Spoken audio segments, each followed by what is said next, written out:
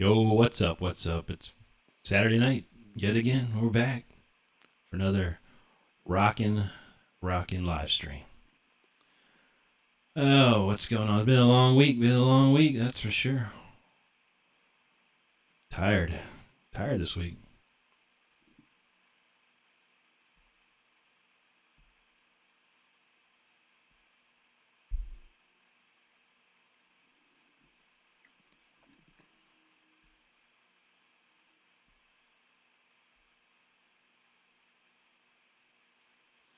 But yeah, I got some good stuff today.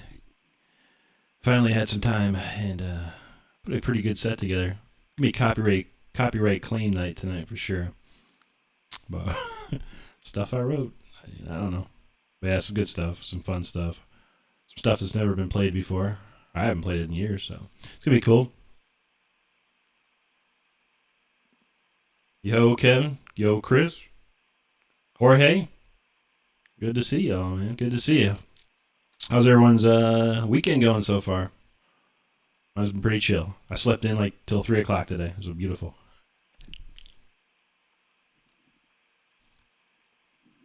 Man, yeah, I was tired, man. I slept so hard last night. It was insane. I only get about 5.5 hours of sleep every day during the week for work. But yeah. Let's see if this works. I'm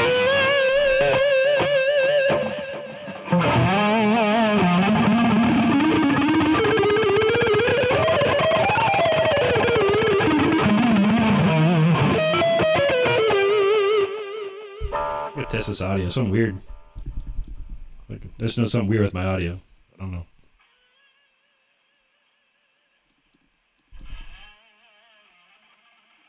Alright, guess it sounds okay.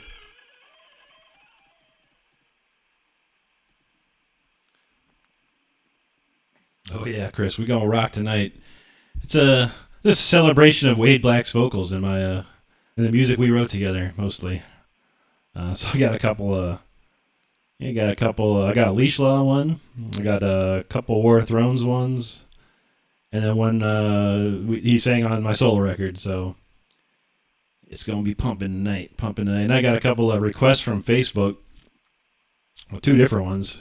Actually, I don't know if one was Facebook, one was YouTube, but yeah, one guy wanted to hear me play a Rob Rock solo, and then another guy wanted to hear another Rob Rock solo. So I got two Rob Rock solos lined up tonight, and hopefully if I play it well enough, I'm gonna make a video out of one of them because it'd be funny.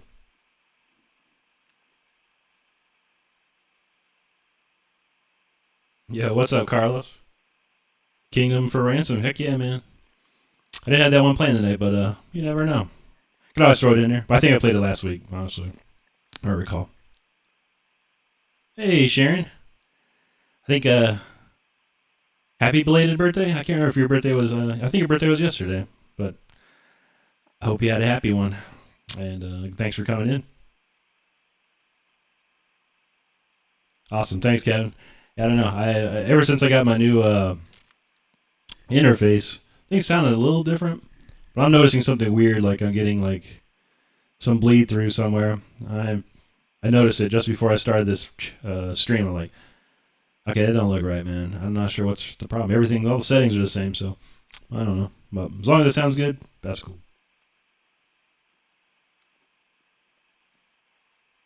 But yeah. Oh man. But yeah, as you can see, I finally got my my posters out. I just had to scour the internet. I finally got my Amadeus poster and my Superman 2 posters. I got those framed. And I'm going to get some more frames tomorrow so I can get my Empire Strikes Back one framed. I'll have a nice 3-frame jam of posters. My favorite 3 movies. These are my favorite 3 of all time. Amadeus, because I love Mozart. And Superman 2, because it's the best Superman. And then Empire Strikes Back, because it's the best Star Wars. So there you go. Awesome. Well, yes, happy birthday to Sharon yesterday.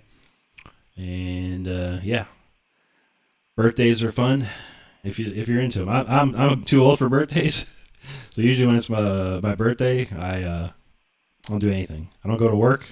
take the day off. I usually take the week off after that.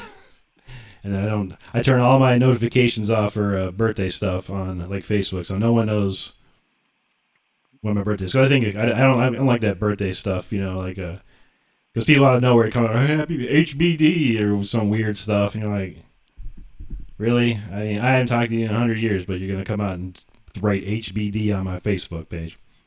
So I turned all that stuff off. So if you want to know my birthday, it's simple. You just go on YouTube and Google it because it's out there, very easily findable.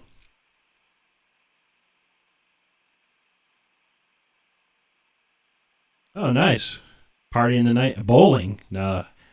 Dang, I haven't been bowling in forever. And bowling's fun. Well, I have the only bowling that I do is the video game version on the Nintendo Switch. And that's about as much bowling as I do anymore. But man, I used to play bowling. I used to go bowling a lot when I was younger. It was so fun. I'd just drink back a few beers, throw some bowling balls around, and see what happened. I was never any decent. I was all right. There was no perfect games or anything, but I could get some strikes here and there, and definitely some spares. Yeah, definitely. It sucks getting old. There's no doubt about it. And some people like to party. I like nice, quiet, chill day. I sleep in. Go somewhere I like to eat or whatever. And that's it. It's my day. I do what I want on my birthday. And it's usually nothing, which is fine. Yeah, back in the day, party it up. Yeah, birthday party, man, let's go. Drinks. Yeah, all that cool stuff. But yeah, I'm getting old for that, and I don't drink anymore. I don't do any crazy stuff, so it's all good.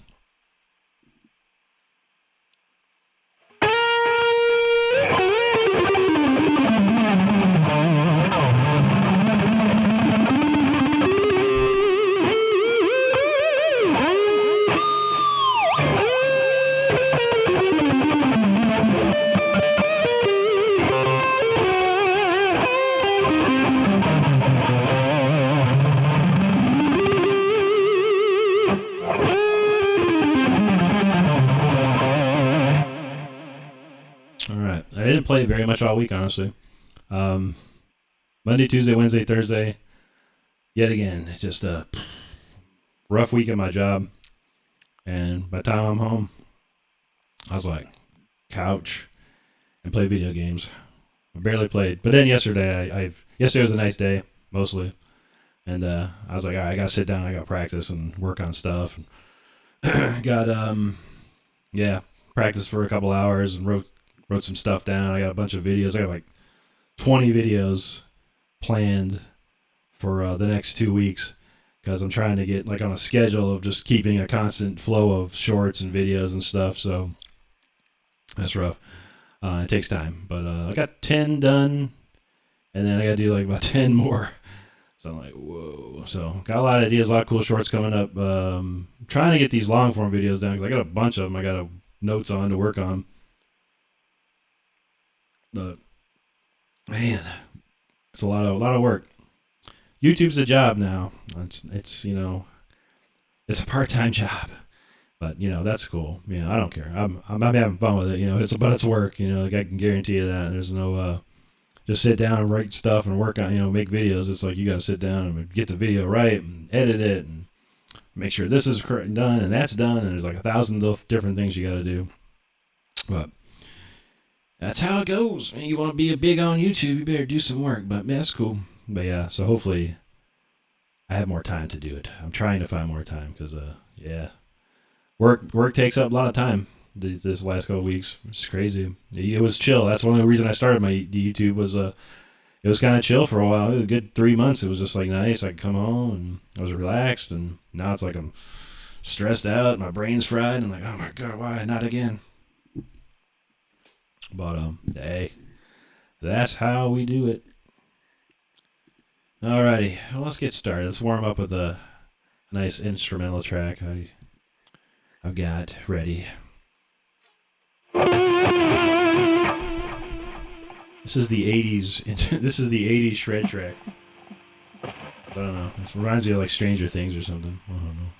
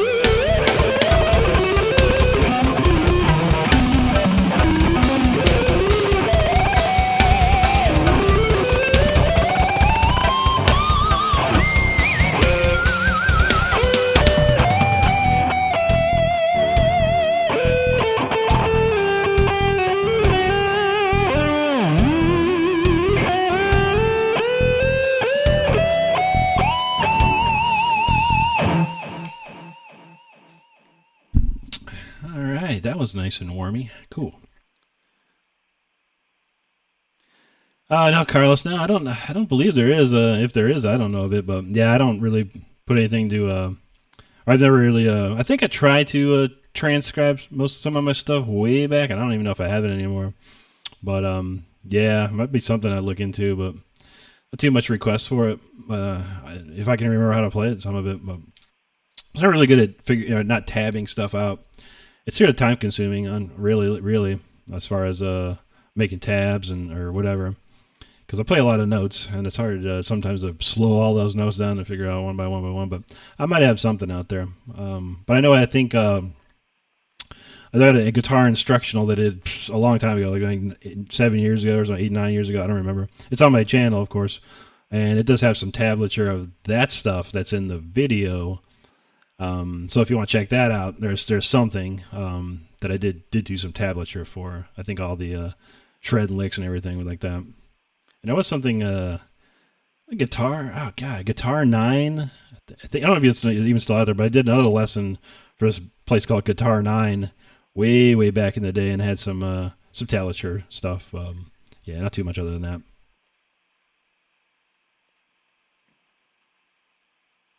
Oh, that's cool, Sharon. Yeah, you're very busy. I've seen a lot of your, you've been out and about with the Instagram pictures and stuff. They look cool. All those places you go to are so cool. There's like no cool places like that around here. I mean, it is like the typical tourist trait, Universal and Disney and all that kind of stuff. But it's not like, real natural beauty, landscapes and cool stuff like that, not around here. But yeah, those pictures are always cool. I like to see those a lot. Yo, development. What up, man? Oh, man. It's all good, man. As far as, if you're able to come to the streams and stuff like that and participate, whatever, it's all good. If you can't, you can't. I've come to a realization that, I think these streams are fun for everyone that comes along. It's always cool, and I'm having fun. But ultimately, the streams are a replay, and that's what helps me a lot is to have these streams on replay because I get not a lot. A couple 200-300 views for every stream I do, and that equates to some hours to my YouTube monetization plan thing. So it's always helpful. But yeah, it's always nice to have people, and it's cool. But I'm here. I'm gonna do my thing, and if you're here, that's awesome. If you're not, you got the replay. No worries at all. And yeah, we gonna do it. We gonna do this every Saturday, unless that one Saturday I can't do it. So, which is every eighth week, I think. So.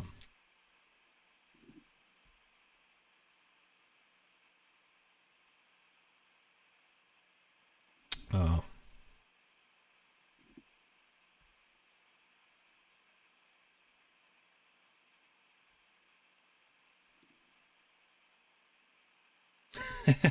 And I don't have no King Diamond or Death Plan today, and yeah, just the I did that Andy LaRock solo thing last week. I turned it into like a 4-minute song or something, but yeah, no, not tonight, man. I got some old school stuff that I wrote with my buddy Wade Black on vocals, and then some Rob Rock solos tonight by request. So we're doing that.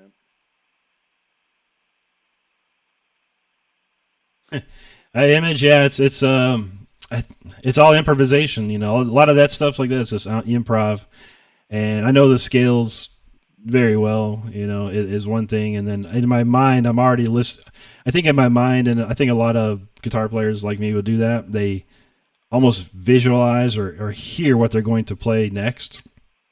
Just by hearing the chords and stuff. So a lot of times, I know the chord change coming up, and I can just keep stringing along melodies together and stuff like that. And so yeah, but knowing the scales, knowing your scale patterns is a huge thing because you can just keep going from one pattern to another, and you just keep stringing them along together. So I think that's the probably the biggest thing. And I've been playing for a long time, and this is what I do. A lot of just playing. I used to write just little drum beats and chord progressions and just sit there and play. And it used to be I would stop. Every time the chord change or sequence change, I'd have to. I kind of stop, sort of, and then think of the next thing. But then the more you do it, the more you're able to string the patterns along together and just keep going with it. But yeah, I could probably play a 10-minute song.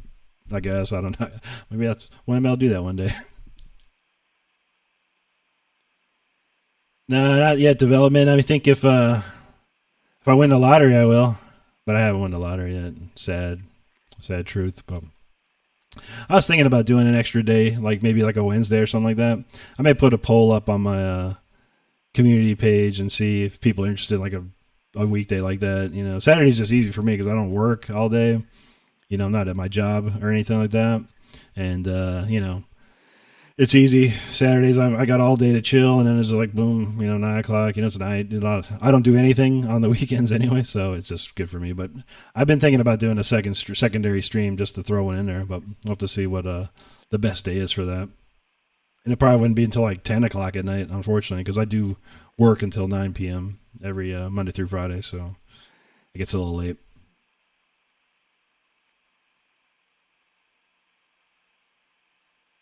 Yeah, I hear you, development. Saturdays for a lot of people are busy. Some are not. Like I said, my day is 100% chill. I don't have anything planned unless we have something planned, which is not all the time. We usually just go out, get some food, whatever, and you stop at the store, stuff like that. Traffic around here is horrible, so I don't. People are stupid, so I don't like to drive too much on the weekends because there's always some craziness. That's why I got front and rear cameras installed for both of our cars, just in case, because people are idiots.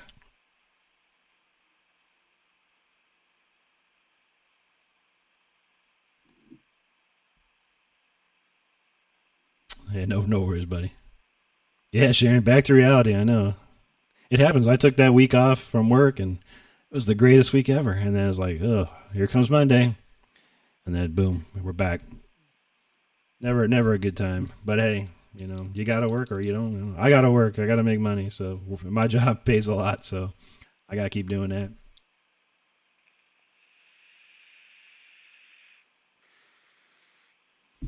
All right, let's see. Let me crank up get the next one ready here. So the next one. Whoa, I always leave this. I always forget to stop the audio or stop the song here. It just keeps playing. All right, the next one. Yeah, this one's probably one of my favorite. Actually, this is like the first song that Wade and I wrote for Leash Law, the Leash Law album. And we wrote 3 songs like right away. I was like, oh, let's write 3 songs, do a demo, like an EP or something like that.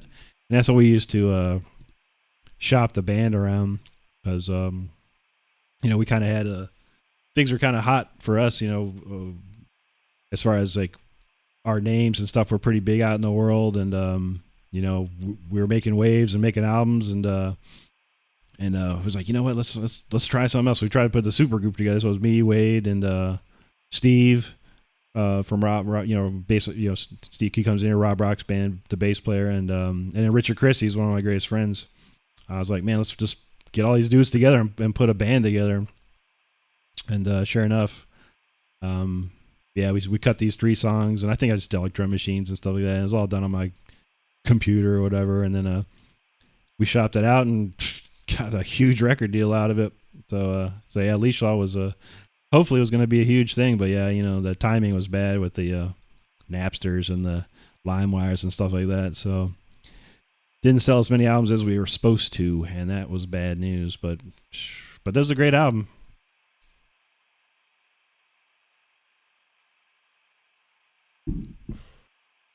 But yeah, Leash Law, Dogface, came out in 2004 from the Black Lotus label in Greece. That was pretty cool. They gave us a lot of money. We made a really killer record. We went over to Greece for a good week and did a bunch of promo and press and mastering for the album, and did a little show at the end of the week, just me and Way with backing tracks. It was pretty wild. But unfortunately, yeah, that just didn't fly beyond that. So, tis what it is. But this is this is probably one of my favorite songs off the record. It's called "Fight," and I'm pretty sure you can find it. I'm pretty sure it's on YouTube. I'll have to look it up and see. Drop the link in the chat, but Yeah, I don't know. Some of that stuff's been disappearing, so I don't know. Well, let's hit that one. See if I remember it. Actually, I want to start recording all this. I should have started recording earlier. I'm dumb.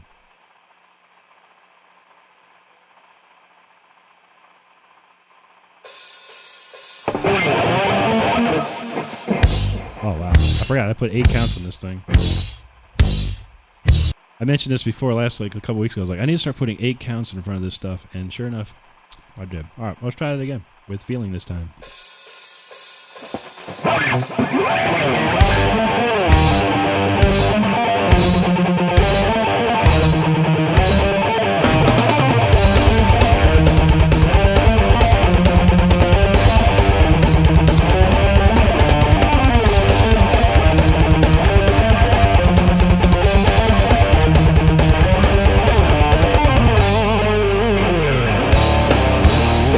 One onto the other, their destiny is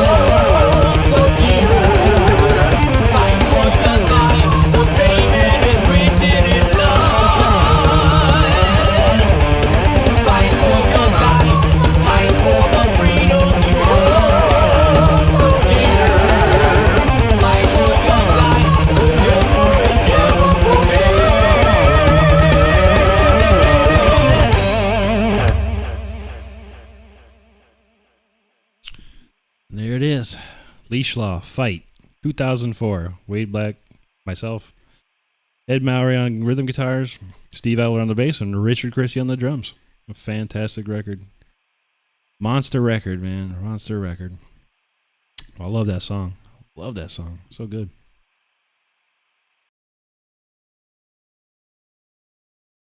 Let's see.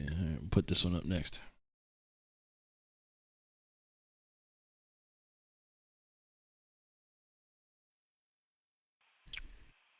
Yeah, some good times though back then. Things were on the groove, on the move for sure. But man, the way the music business went down just really messed a lot of stuff up. Unfortunately for me and a lot of others. That's how it goes. A lot of times it's the right place, wrong time.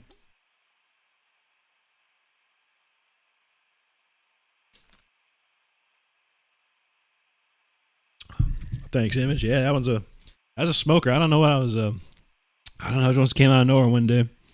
Because like I said, we were trying to write some songs, and it's like, well, we need 3 songs. All right, let me think of some stuff, and I just started writing.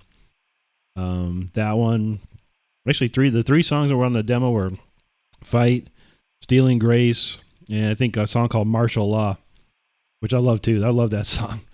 But it was it was probably one of the first ones I did because it was like, I wanted something heavy. I wanted something powerful. I wanted something European sounding, very that Euro metal sound, and throw a little American, style into it. The crunchy, the crunchy stops and stuff like that. And yeah, I love that one. It was cool.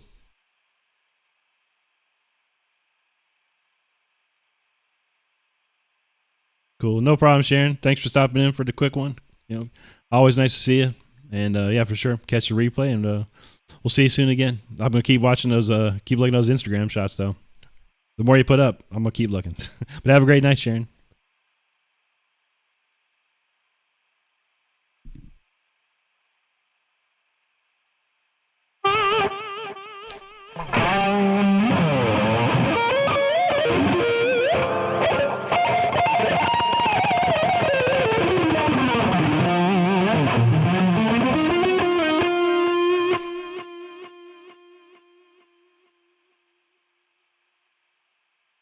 Yeah, Carlos. Yeah, that's another crazy story for sure. I think in around 1998 or so, I started in my mind. I wanted to do my own solo record somehow, and then I think I saw an ad. Because I lived in Orlando, Florida, and there was one of the clubs had an ad out, and there was a band, and I can't remember who it was, but it said featuring Rob Rock. And I was like, no way. And I somehow either forgot about the show or didn't go, but something I totally missed it, and I was super bummed. But in the back of my mind, I thought, wow, I wonder if Rob Rock lives around here. And when I had a bunch of songs together, I looked on the internet, and he had a website and an email address, and I was like, huh. And I literally just emailed him straight up. I was like, hey, Rob, I'm a great fan of you and your voice, and I'm putting together a solo album. And, I was wondering if you could, maybe sing a song on it or something, just dumb kid type stuff. Please play a song on my record, whatever, So, and then he responded back. He's like, man, that sounds, and I sent him some demos. He's like, man, he sound great. And, I'd love to help out. But right now I'm a little busy. I've got my own solo album to do. And I'm like, oh, well, that's cool. He said, when I'm looking for a guitar player, I want to put a band together around here. And I'm like, okay, yeah. Oh, send me something. Send me a CD or whatever, and I'll check it out, and I'll audition or whatever. And so he sent me a copy of basically the rough version of the Rage of Creation record, and I listened to it, and I put it on CD player, and I learned every song, every single song on the record, note for note or close to note for note, and then he came over to my house one day, and kind of like the audition, just to meet up and talk and whatever. And then I played him the entire album without the CD, just played it through song after song after song after song, all the chords, all the guitar solos, all the intros, all the outros, everything. And he's like, dude, if you want to be in this band, you got the gig. And I'm like, awesome. You know, that was my stepping stone right there. It was a huge. So I took that. You know, when he offered me that position to play in his band, it was the biggest thing in the world for me, and I did everything I possibly could to make sure it was the best for him, you know, and everything. So I helped him find some musicians and stuff like that, and put a band together, and then there you have it.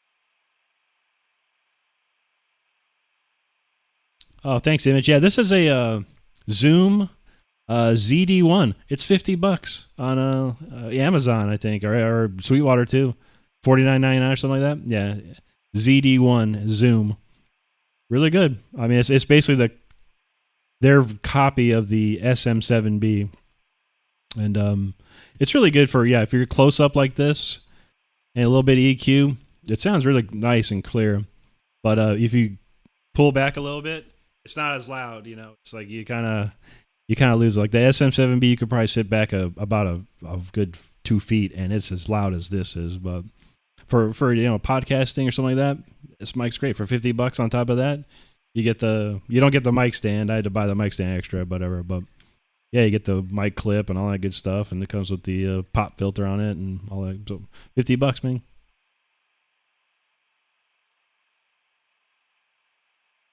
Go to Sweetwater and tell them Rick Renstrom sent you. No, I wish I had a affiliate marketing with them, but no. But yeah, anyway, I think I actually bought mine off Amazon. I wanted it fast, and Sweetwater was going to take like 2 or 3 days, but Amazon could have it like the next day, and I was like, I'll take it.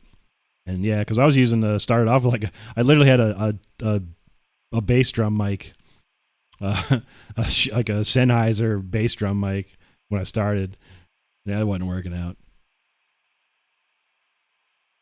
Yo, Miller, what's up, man? Yeah, you true that, Josh. Now, welcome in, man. Yeah, Rob Rock's amazing, dude. He's totally underrated.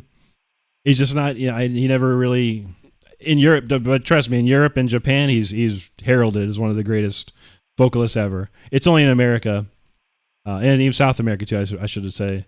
So basically, you're looking at Asia, Europe, South America. Rob is huge. Like thousands and thousands of people will go see Rob. But America, he's just not known, man. Unfortunately, I hope to God it works because he did if you haven't seen it, there's a video of Rob and Ken Tamplin. They did a Man on the Silver Mountain cover, the two of them kind of duet, and it was put on Ken Tamplin's channel. And Ken has like 1.5 million subscribers, so I hope to God it helps Rob get some subscribers and people to see who he really is, in America, because it's a place he's not totally well known.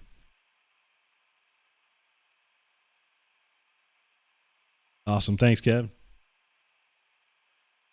Yeah, Mitch, $50, man.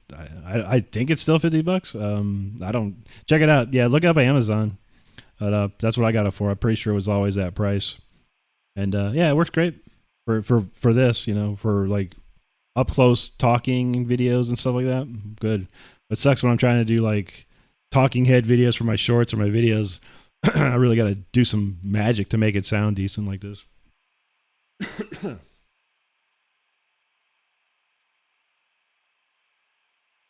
Yeah, Carlos. No, the amp right back behind me is there for show. I mean, it works and everything, but I don't use it. But no, I'm using a Amplitude 5 Max. So yeah, it's a plug-in. And I just use it's kind of a Marshall. I don't know if it's a Marshall JCM. It's just like an old school Marshall type of setup, and kind of like Ingve, whatever Ingve type of setup. So I get that vibe, get that sound from it, and I use like a CLA plug-in on top of that, just for some delay and a little bit of reverb, and that's about it. But yeah, I think the Amplitude's like $100 or something like that. But this is the best thing I could find. I kept looking. I tried all kinds of different stuff, and for the lead tone that I'm looking for, that Amplitude 5, it nailed it. Within 10 minutes of me installing it, I found the greatest sound for me. So it's good. It's really flexible, and you can do a lot of cool stuff with it.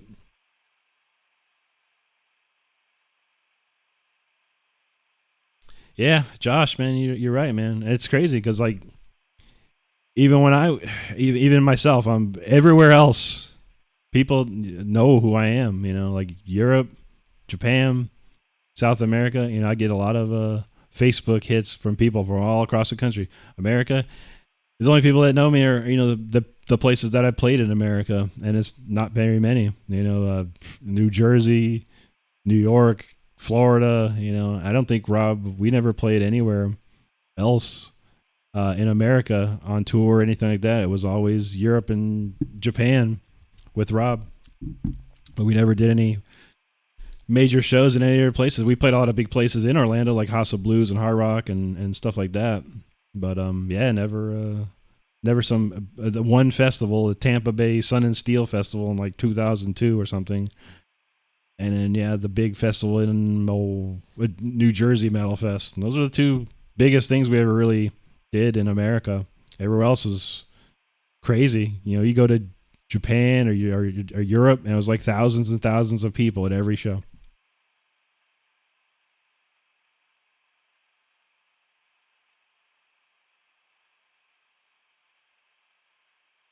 Yeah, definitely, Josh. Check it. Yeah, Ken. It's brand new. It came out yesterday, or I think it came out yesterday. Yeah, Ken's awesome. I love watching his videos. I love his breakdowns. A lot of stuff. I'm not a vocalist or anything, but I don't really know Ken too well either. I think I'm friends. I think I'm friends with him on Facebook, but only through like Rob and stuff like that. But yeah, guy's awesome, killer, super knowledgeable, the knowledgeable singer, incredible.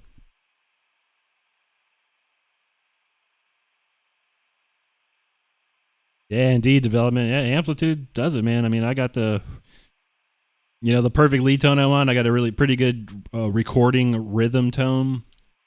I have started using this Joey Sturgis Guilty Pleasures plugin for other rhythms, and that's starting to sound really good. Honestly, I haven't really tweaked it for leads or anything, but the rhythm sound on it it's like modern chunk sound. So like a lot of those like little metal riff videos I do, the 10-second metal riff videos, that's all that Joey Sturgis plugin. That thing's super heavy.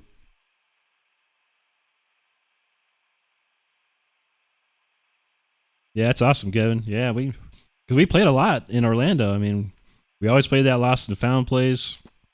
A couple other places we played, I remember. House of Blues, Hard Rock. Played a bunch of times. We opened up for like Dokken. We opened up for like Jackal. We opened up for Rat. I mean, there's so many bands, big, huge bands that we opened for at like the House of Blues, and there's so many people there. Like the House of Blues. As you know, in Orlando, it's pretty big. It's probably a couple thousand people can hold in there, and all those places were packed. So, yeah, there was big shows for sure, and we even did one of our own like shows. It was like one of those like just local band shows, and so many people showed up to that because people knew who we were.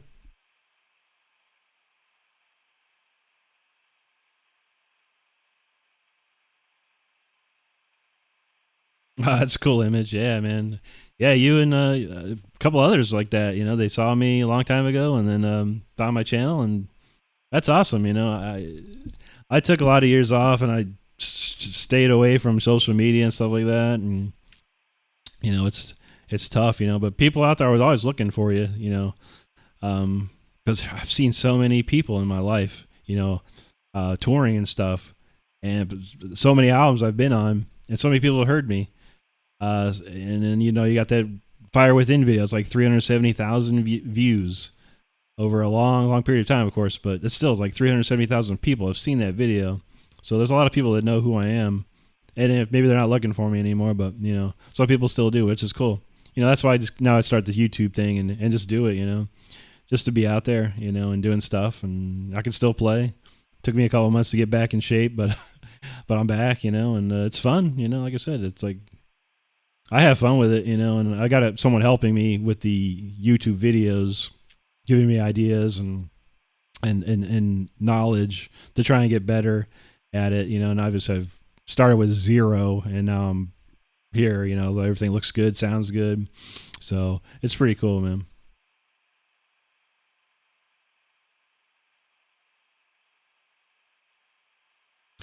And see, there you go. I didn't even see that comment, Josh, but yeah, the Fire Within is a lot of. I don't know how that video got so big. I really don't. I wish I knew. I wish I knew how to make one of my newer videos that big. But yeah, that's cool. That video was.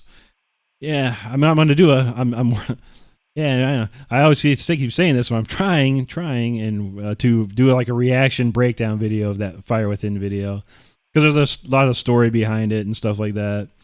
But yeah, I mean, that video was just something that me and my friend did. He was like trying to practice his video editing and stuff like that, and I was trying to get a video to kind of push out to labels and stuff, or just trying to get some attention somewhere.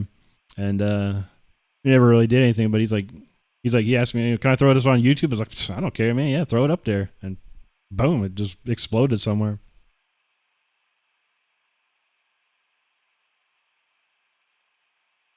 Yeah, indeed, Josh. I literally, I was 5 years. There was a point I was just like, I'm done with everything, and no more, no more social media. I deleted all the apps. I kept the log, the accounts there, but I deleted all the apps, everything, and then I didn't do nothing. I literally it was great. I kind of don't like being on social media, but I kind of need to be to let people know what I'm doing, and stuff like that. But I try and limit my time on it anymore. I don't know. I'm getting wildly addicted to TikTok though. Sadly, it's swiping stuff. Just it passes so much time just sitting there swiping away at junk. But I put videos on TikTok and Instagram as well, to try and just get people from over there, to get some interest and bring them to the YouTube channel and stuff like that. So it's helping. I've gotten pretty good views. I got a couple hundred or about 100 followers on TikTok, so it just takes time with that too. But they pay a lot more money, so I'm trying to really actually push the TikTok thing.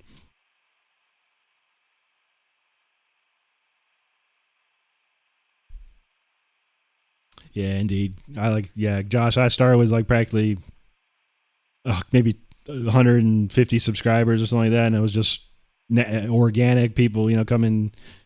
I put some video, just a couple of videos up, like like an instructional video, and I'd throw up a video here and there, just like a Marshall DSL 100 test or something like that, and got a lot of subscribers that way. But I didn't really do anything with it. So, but since I've started, I've gotten like good 500 subscribers so far. So yeah, it's just a little bit of work, just to keep putting stuff out there and finding new people. And then one of these videos is going to hit. You never know. You just put them out there and see what happens. But yeah, for sure. They got a couple of videos like that, that one, like a breakdown. I'm going to do a breakdown of that Forever video too, the Rob Rock Forever song, because that one's got a lot of views to it too. So I'm going to react to that one and give a little behind the scenes of that. And I've got how I met Chuck Schuldiner video, how I met Richard Christie video, which are pretty cool. So I'm just working on all that stuff. But yeah, I got some cool stuff in the pipe here.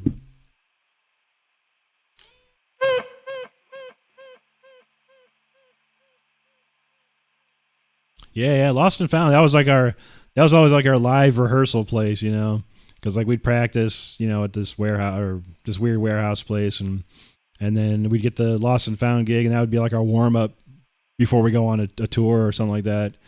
So we were always we were on fire every time we played there, usually, because we practiced so hard. And we get out and kind of rehearse the show that we're gonna do on a tour, and yeah, sure enough, man.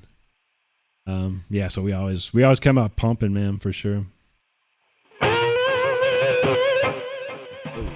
All right, the copyright claims continue tonight. We're gonna do this song is off the War of Thrones record that came out 2018. And this one's called Creation. I played it before on the fly, but now I know it better. So, but I love this song. This is one of the classic songs. I think I actually wrote this for Rob Rock originally.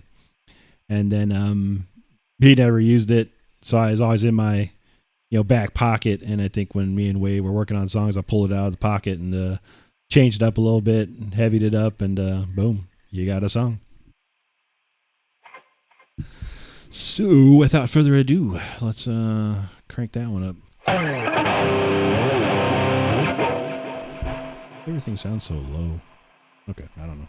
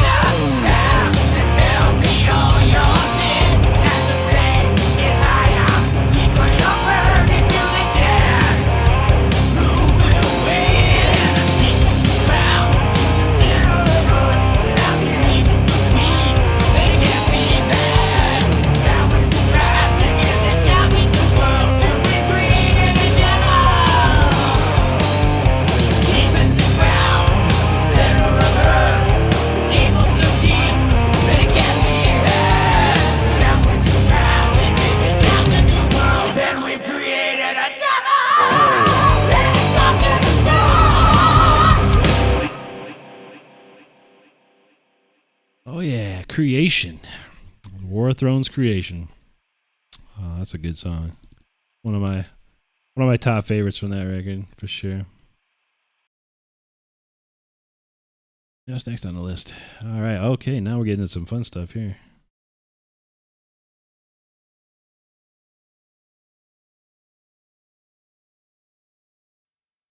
Oh, cool, Josh. Yeah, thanks, man, for getting that or having that. You never know who has it out there. But yeah, no, I haven't. Personally, no. Me, I don't think I'd do another solo. But you're new here, so you haven't heard this before. But there is a band that me and the bass player of War of Thrones, Rich Marks, who now plays guitar for a band called Astronomica, which is what used to be War of Thrones. Crazy flip around there. But anyway, we did a record, and the band is called Holmes and Slice, and you can find some stuff on YouTube about that. There's a couple songs, but yeah, Holmes like Sherlock Holmes, and Slice like slice of pizza. Holmes and Slice. That's the name of the band, and the album is called The Adventure Begins. Very much like Superman here, The Adventure Continues, which was going to probably be the second album if we were doing, but the first album is called The Adventure Begins, and it's basically these characters we made up, these comic book shred guitar heroes, and we wrote a whole album out, and it's very mixed neoclassical, rock, blues, mega shred. It's like a classic shrapnel record with the modern twist. But for sure, yeah, I'm pretty sure if you put in Holmes and Slice, you'll find it. It's out there. It's got a couple songs. The drummer Atma Nor, he put up a couple songs on his YouTube page.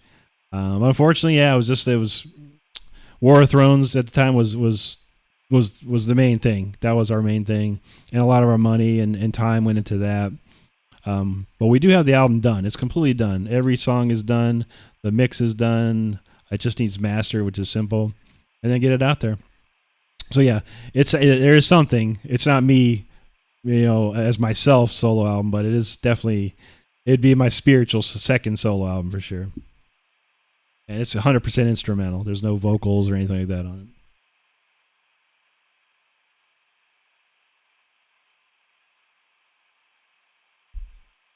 Yeah, favorite Shrapnel album? That is a tough one, but honestly, I mean, there's so many great ones, and I do love a lot of them. But probably surprising answer here is probably Joey Tafola, Out of the Sun. I love Joey Tafola's playing out of all of them. I love Vinnie Moore. I love Tony McAlpine.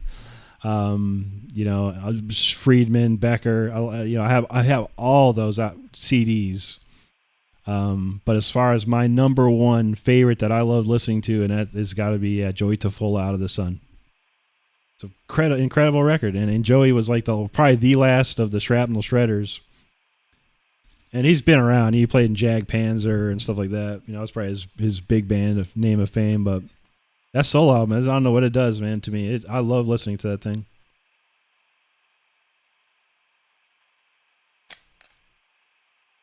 And from what I understand, and I don't know, I heard some of that stuff is like written by Tony McAlpine. They were like Tony McAlpine demos, and he used the songs.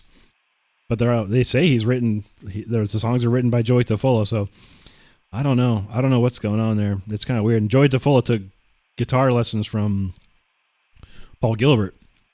So I don't know where the Tony McAlpine connection comes in. It's kind of weird.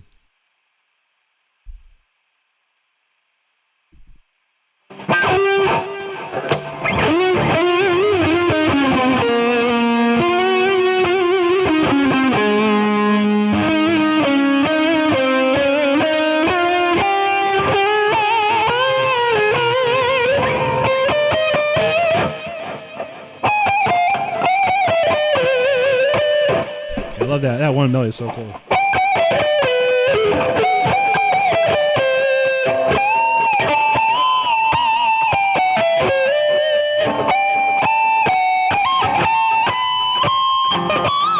Whatever it is. I don't know. That's one of the coolest ones.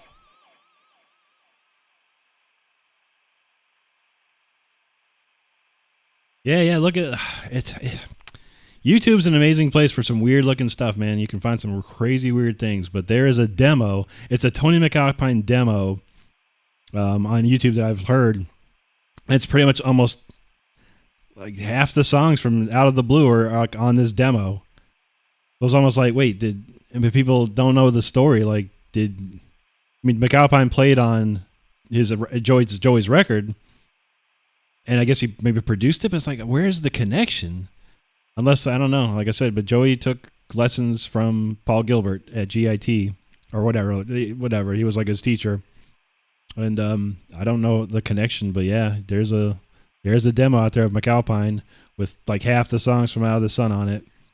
And they're similar, very similar. But that's why I don't know if it's like Joey Tafola wrote them and Tony McAlpine did the demos, or it's really weird, man. But whatever, I don't care. I love the album, and Joey is killer. And I am friends with him on Facebook, and I've talked to him before. He's a super, super cool guy, man. And I wish I could sit down and meet him and jam with him. But man, he's a killer player, man. He's one of the best, in my opinion.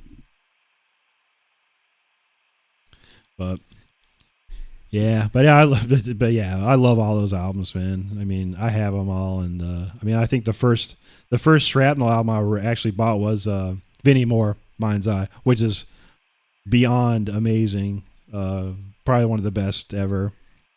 And I got to meet him when I was 16 or 17. He did a guitar clinic at this Akron Music Center in downtown Akron.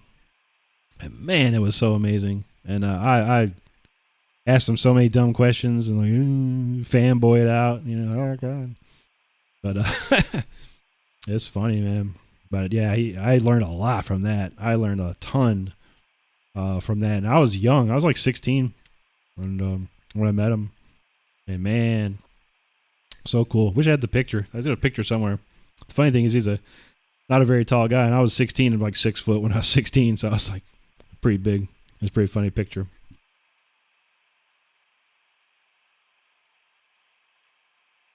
Yo, Steve, what up, man? Yeah, I mean, it goes both ways, yeah, because like a lot of people hit me up out of nowhere, and I'm obliged, I don't, I'll talk to anybody, and I don't want to talk too long, I'll hit you up and give you some back and forth, but yeah, sometimes I try and stay with that social media stuff, get caught in a loop, with people, but it's cool, and I've hit people up just to try and say, hey man, you're just one of my favorite players, or not just guitar players. I hit up like other musicians and stuff like that, other types of musicians, just to see what they'll say back. You never know. Some people are cool like that. Some people are not. I've been trying to get a hold of Leather Leone from Chastain, but I can't get no response. So I'm like, she don't want me. She don't want to do nothing for me. But it's all good. We got the singer that we have is awesome. I wanted to get Leather on it just for a chorus or something.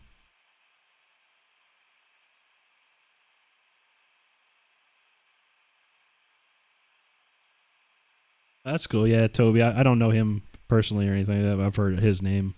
Yeah, people are cool. I mean, if it's like just some, hey, what's up, and got a question or this or that, that's cool.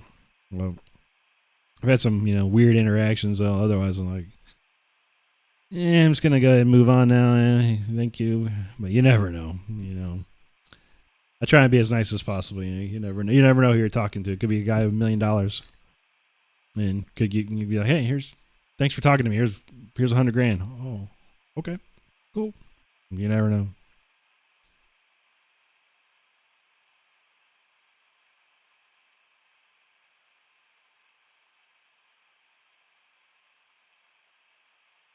Oh, that's cool development, man. No worries. Do you stream too? Like you have your own? Because I don't know. I don't have notifications turned on for much anything, so I don't know if you do streaming or not. I'd come and check that out. I need to come check that out one time, man, for sure. Yo, Clay, what up, man?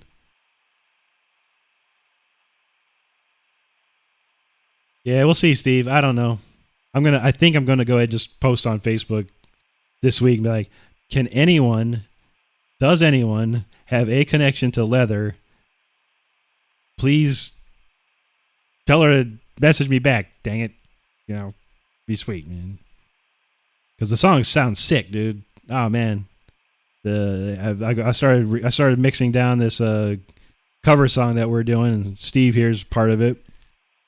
It's one of our old, type of favorite songs from back in the heydays of Chastain. And I found a girl in Mexico, a singer. She's sick, man, killing it. And Steve thumped it out. And I got some solos on my buddy Bill Hall. I was also he's almost done with his solos, so yeah, I should be having this ready to go pretty soon. But I was wanting to get Leather to sing like just the chorus or something, even just singing the one line. Just sing one line. That's all I need. I can do magic with audio.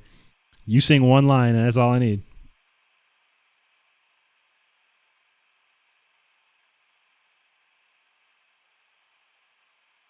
But yeah, developed show's going pretty good so far, man. We're about to heat up with some old school Rob Rock stuff. Just in time for Steven to be here. He played the bass on it, so. Oh, okay, I got you, man.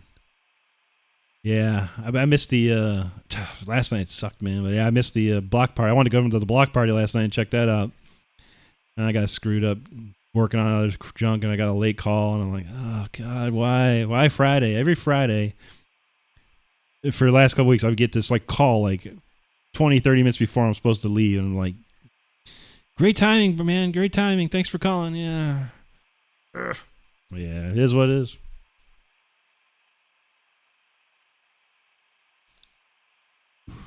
Yeah, I guess I'll have to ask Rob. I'm pretty sure he could probably say something, but I don't know if she's busy getting ready for some tour or something, maybe. I don't know. I saw something about, well, maybe she got a tour in December, so I don't know. Anyway. All right, so these next two little pieces here, these are by request. I believe one from Facebook request and one from a YouTube request. Might have been you, Carlos. I don't remember. I'm sorry.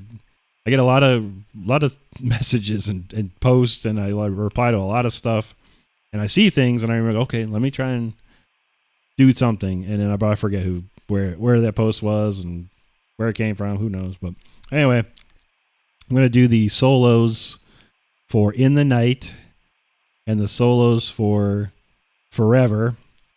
Hopefully, I do it well enough, the "Forever" one, because I got a funny idea for that. But the first one, "In the Night," I did all the drums and stuff myself because I couldn't find. I didn't want to cut it off of Rob's CD, so I made that one up. The "Forever," I literally cut the live video part of my solo, recorded that, and then broke it apart. So Steve's on that for sure. This was live in Germany in like 1999. So what I'm going to do is I'm going to play them twice just so I have like two possible cuts of it that I can edit out. Okay, cool, Carlos. I'm sorry, dude. I really, I see things and I respond to so many comments, which is great. I love when people comment, and I'm more than happy to respond back. But I have to respond to a lot of them, and I forget. I'm old, and I forget who said what, and who asked what, and this and that. So yeah, I think you are the "In the Night" guy. So I'm going to play this one. I'll play that one first. I have it queued up first anyway. And then I'll do the "Forever" one, which I'll probably make a reel of it. I'll post on Instagram and just shoot it to Facebook as a reel or something. Hey, Rob, what's up, man? Good to have you. Good to see you again. All right, let's see. All right, so this is "In the Night" first. Let's see how this goes. This might sound a little different, but I've already got I'm going to have too many copyright claims today from playing my own stuff. So I don't want to get copyright claim for Rob Rock stuff. Hopefully it doesn't. It shouldn't happen for Rob Rock, but it'll happen for the Leash Law and the War of Thrones stuff. I see, I remember what I was even doing here.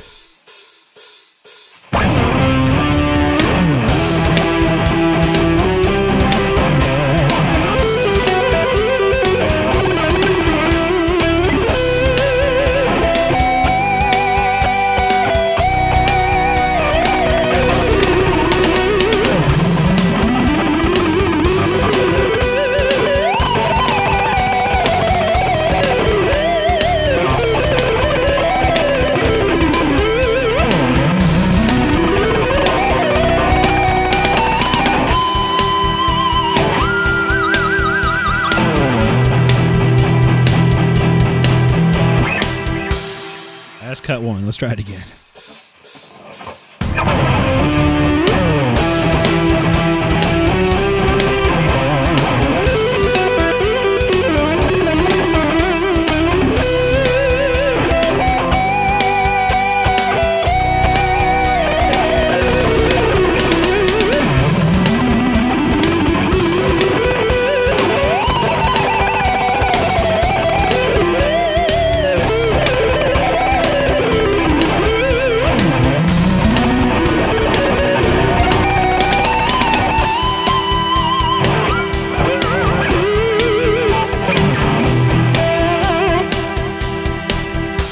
I think the first one was better, so that'll work. There you go. There's In the Night. Pretty much the exact same way I played it in 1999.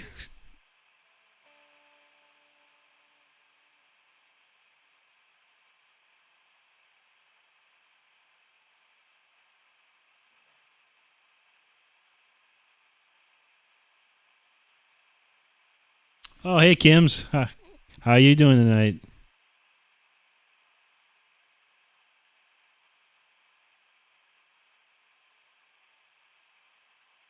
Okay, cool development with Halloween block party. That sounds good. Hey, we're do some King Diamond stuff there, man. King Diamond and Death. Those are good Halloween stuff. I wish to God I had a copy of it, man. And it was cursed. For some of my reasons, it's cursed. But me and Richard loved King Diamond so much, and we had the singer of my band could sing King Diamond, and the other guitar player in Richard's band could play King Diamond. So we said, you know what? Let's do a King Diamond tribute band, and we'll do a couple of shows on Halloween. And sure enough, on Halloween, we did a show at this warehouse that we all practiced in, and it was being videotaped, or it was supposed to be videotaped, and something happened. It didn't get videotaped. It was a bummer. And then a place where I lived is a big house, and the guy that owned the house, he's like, I want that King Diamond tribute to play at my house. You know, you guys tell him I'll come over and play. So we set up in his kitchen, and we did the entire set there. Now it's supposed to be video recorded, and that blew up. Didn't work out. So 2 shows, they didn't get video recorded, and it's probably some of the sickest stuff we ever did. I mean, it's like, we played so many King Diamond and Merciful Fate songs, it was unreal. It's like, dang. And all there is some pictures. I'm like, oh.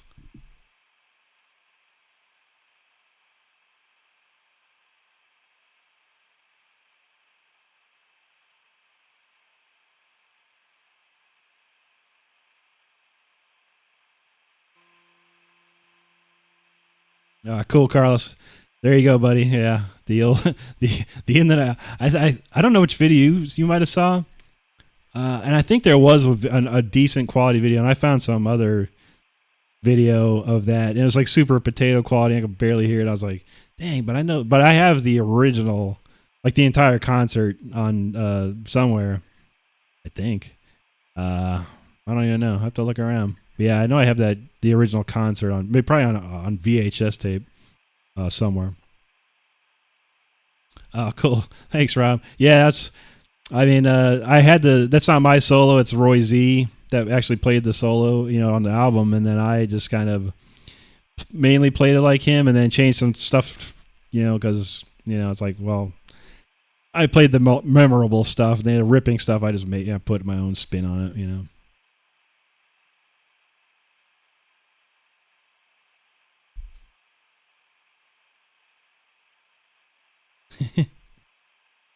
Yeah, Rob. Yeah. Thank you, development. Appreciate that, man. Yeah, I got another one here. We're gonna try this one. Yeah, them and Abigail. Yeah, Abigail's my number one favorite of all time. King Diamond record. I don't know all of it anymore. As far I used to be able to play it note for note, but front to back, but I can't as much anymore. But I've got some songs I want to, or at least some solos I want to do videos of or whatever. Of the solos, because I know still know some of the solos very well. And if you saw the Andy LaRock, how to Andy LaRock, or as the developer said, how to Andy LaRick, which is pretty cool, man. I like that one. I'm a huge Andy LaRock fan, and I can play just about anything he's got. So That's cool, Kims. Yeah, I appreciate you stopping in for sure. All right, development. That's what I'm talking about. Yeah. I think I have a Mansion in the Darkness like ready to go, man. If you have any songs that you want, let me know, dude. I'll tweak it out, man. Make it all nice and crazy sound if you want. 'Cause I know I do have Mansion in the Darkness midied out and stuff like that. I've been working on that for a while. It's one of my favorites. I mean,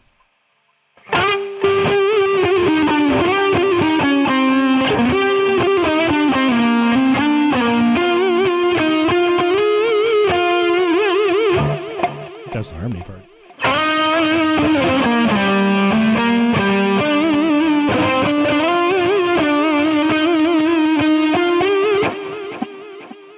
Can't remember it. Gotta remember that.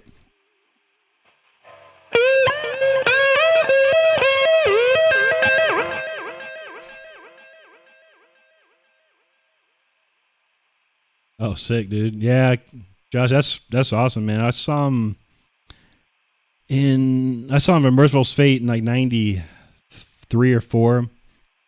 And then King Diamond came to finally played in Tampa for the longest time, like '97 or something. And that's the only two times that I've seen him. Yeah, Andy Larock, man. That's an underrated guitar player right there. One of the best ever, man. So amazing. Great tone, amazing player. Unreal.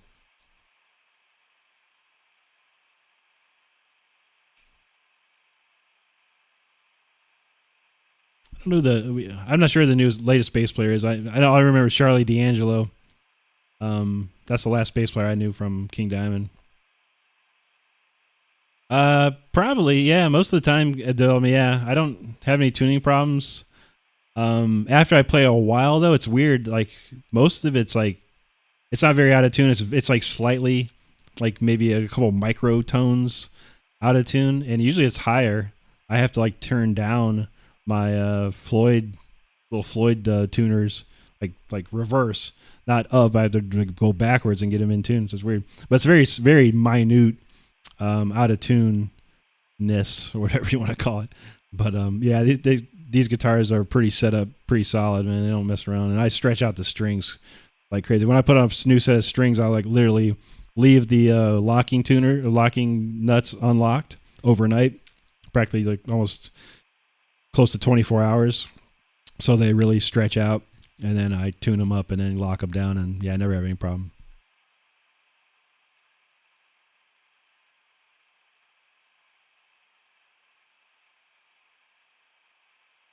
Yeah, I think I stopped listening to King Diamond stuff after maybe the Spider's Lullaby. It's probably the last album I totally remember, or the Graveyard. I can't remember one of those two. Yeah, I can't remember, but yeah, Spider's Lullaby is the last one I totally remember listening to like crazy. But I really haven't listened to his newer stuff any beyond that.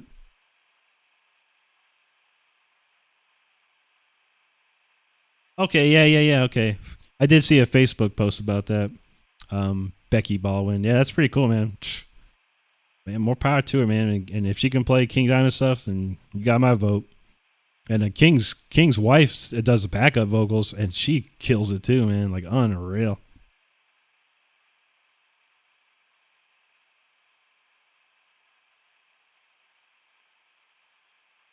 Oh yeah, Carlos. We did well. It's weird because no, not weird, but it was all E standard.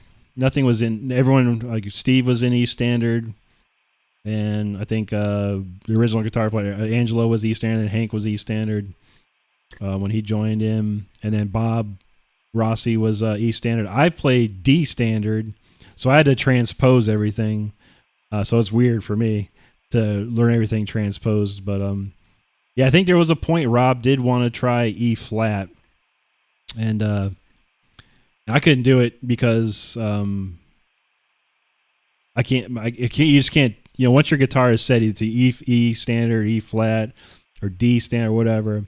Floyd, you cannot just like instantly change it to E flat, or whatever. You're gonna really screw some things up, and you got to do a bunch of stuff to make that work. He ended up buying me a guitar so it could be an E flat, and we tried it. He didn't like it. He didn't like the sound of E flat. He kept it normal.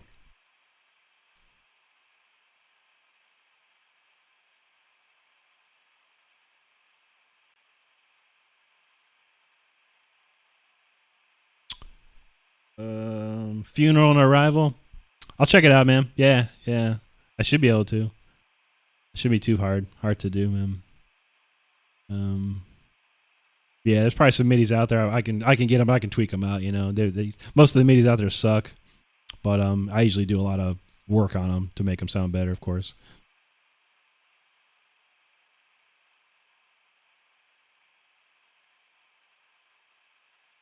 Okay, Joey. Yeah, Joey Vera.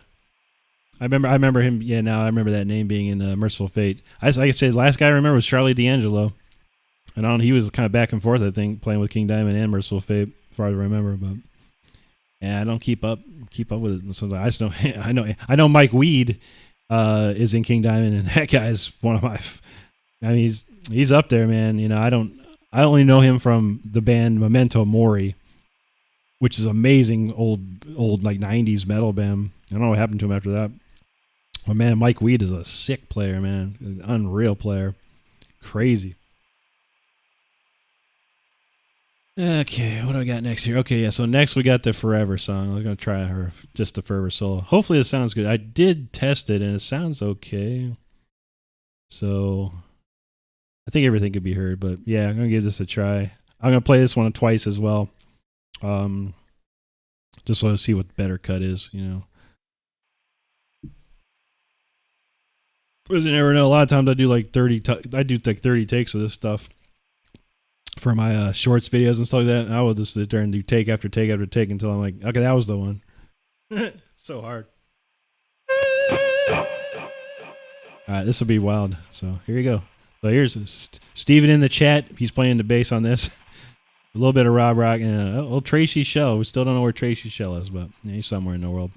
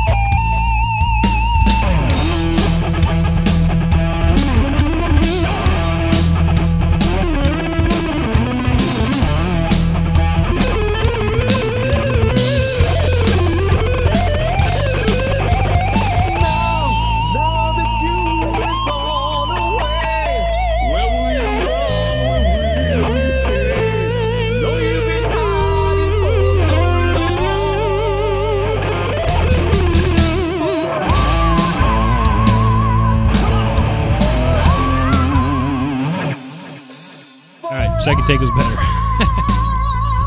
I think. It felt better. There you go. That was the exact same solo from 1999. Our first ever Rob Rock show.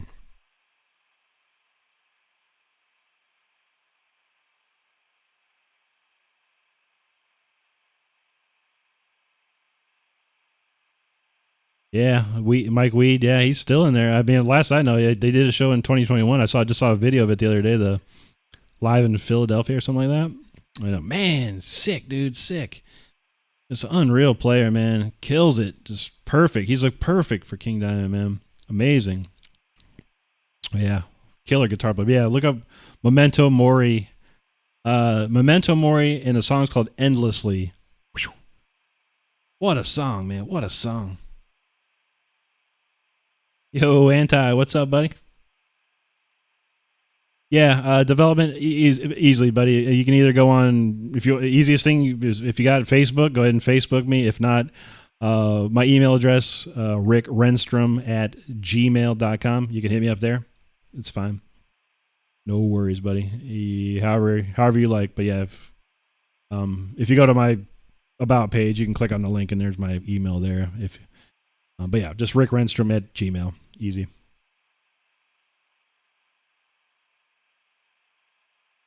Yeah, originally, Josh, no, it was another guy. I don't even know, just some other guy from Sweden. But yeah, after that guy was Messiah Marcolin from a Candlemass, and that guy's sick too, man. Oh, I love that Candlemass song, "At the Gallows End" or something like that. Oh man, what a super doom jam, man, unreal.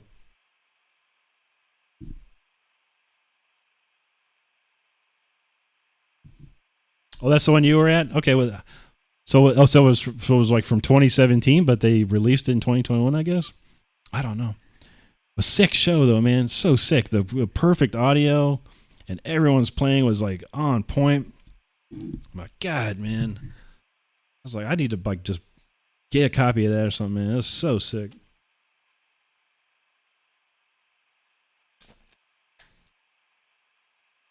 I mean, if Andy LaRocca ever leaves, man, call me up, King Diamond. Call me up, man. I'll play all that stuff. I'll get on stage and do it. I don't care. I'd do that in a heartbeat. If King Diamond ever said, "Hey, I want you to play some soul," I will do it. Probably never happen, but we can always hope. Only hope.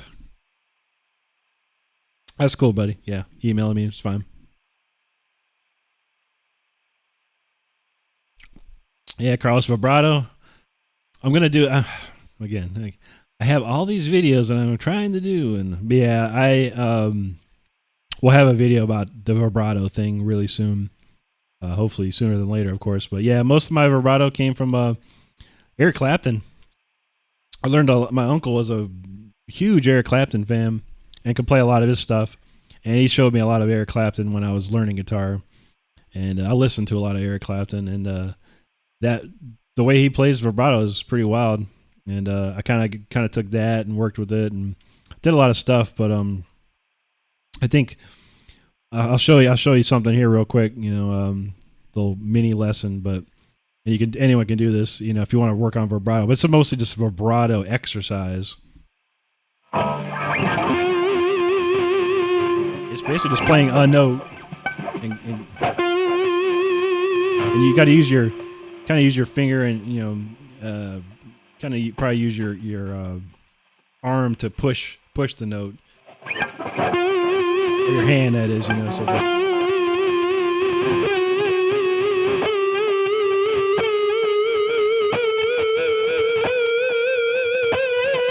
you see what I'm doing? So I'll do it slower.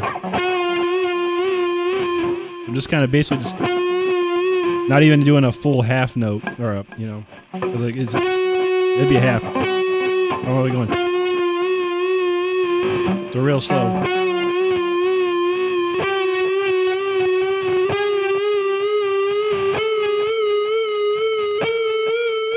And just keep one of the best things you can try is just practicing vibrato.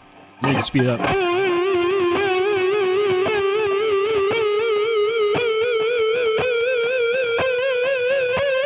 I mean, it sounds stupid, but it's effective. So there you go. I'll have a video of it, a little more informative and a little bit more detail about it. But that's basically, the way to practice, a good way to practice vibrato.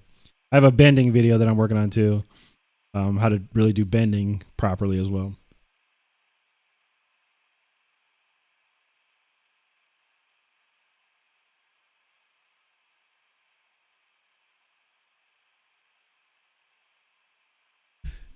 Um,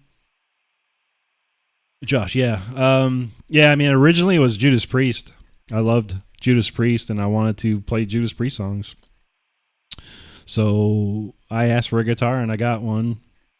And it was not a metal guitar at all. It was like a jazz, blues jazz Gibson guitar. Really old. I think it was my grandma's guitar, whatever. A relic.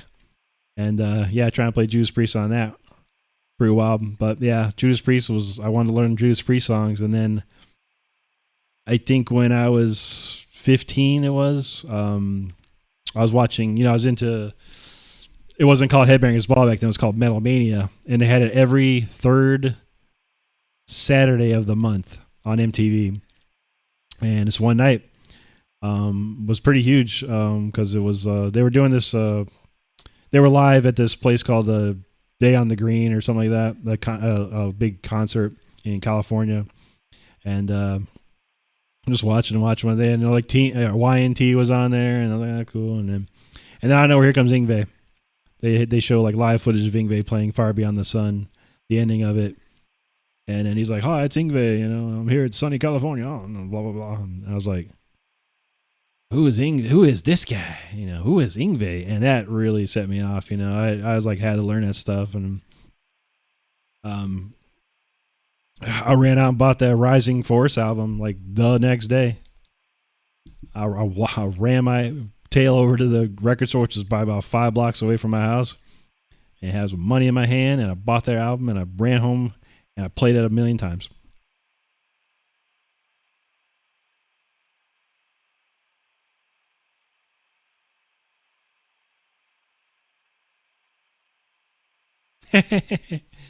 G Spot. I don't know if you guys ever heard this guy. He was started off as Shred Master Scott, and I think his name's Scott Manthe or something like that. And he just goes by Shred now. But he's like, "Yeah, I'm going to show you how to finger the G string in the 69 position." It's so funny. The guy's so funny. He does this all the time. He's got these play on words all the time with the G string. It's like, if you want to learn how to finger the G string a little better, you can come take my lessons, because he does like a lesson plan. The guy's like a really smart guy. He actually, I mean, one of the most amazing things that he did, because he's really he's a musical genius as far as like his theory. He knows theory. He studied Bach composition. He took a Death song. Basically the video is like, what if Bach played Death?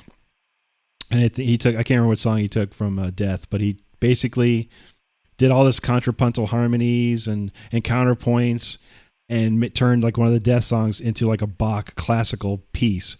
And it is cool as heck, man. It's so awesome.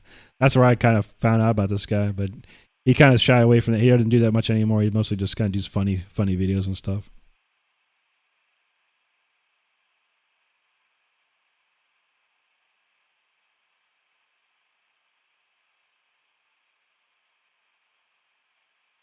Yeah, I hear you, Josh. Yeah, it's weird, man. Yeah, like I basically had this Gibson, I think it was a Gibson Harmony Maker is what it was called, from like 1950 something, and I plug it into a PV Bandit 20, and here I am trying to play heavy metal stuff. And I'm like, oh, and then we talked about this before. I got like a DOD American metal pedal. Like, yeah, this will turn it in. This will make it sound metal. And some made it sound like garbage, really. And so yeah, it was a shock. I couldn't get the right sound, and almost after a year, I was getting really annoyed with it, honestly. And I pestered my mom. I need a real guitar. This is not. It is a real guitar. No, this is not a real guitar. This is not for what I want to do. This is not a real guitar. And yeah, she bought me a Charvel Model 4, which was my first real guitar. And yeah, it was like a two single coils on a humbucker and a 22 fret neck, and it had the sharp, pointy Charvel headstock with the toothpaste logo and a Kahler tremolo in it. And I was like, yeah, and that was it, man. That's when I started really heating up.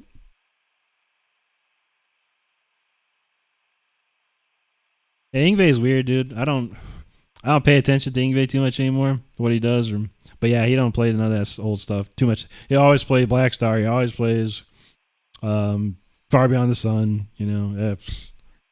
Okay, bud. Yeah, we've heard it a gazillion times, man. That's cool. But I guess he thinks people want to keep hearing those two songs from his past and not other cool songs, you know. But I don't even know what he plays on his set anymore. He's trying to sing and stuff. Like, I don't, dude, get a singer, whatever.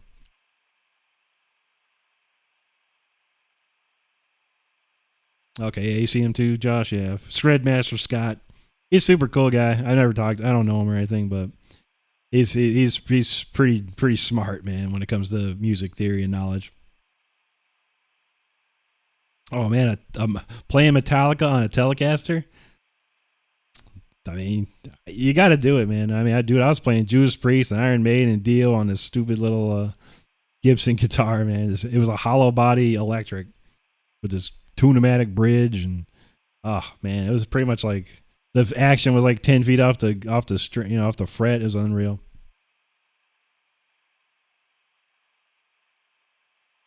Yeah, ain't that the truth, man? You gotta start somewhere. Some people have better stuff than others, But after a year of playing on that guitar and getting a Charvel, my playing, because was this, like I said, the strings were so high up off the frets, man. It was like hard to play. But I was playing on it, and I was starting to shred on it. The minute I picked up that Charvel, I was like flying because the strings are so low on the action was like perfect, like whoa, so much better.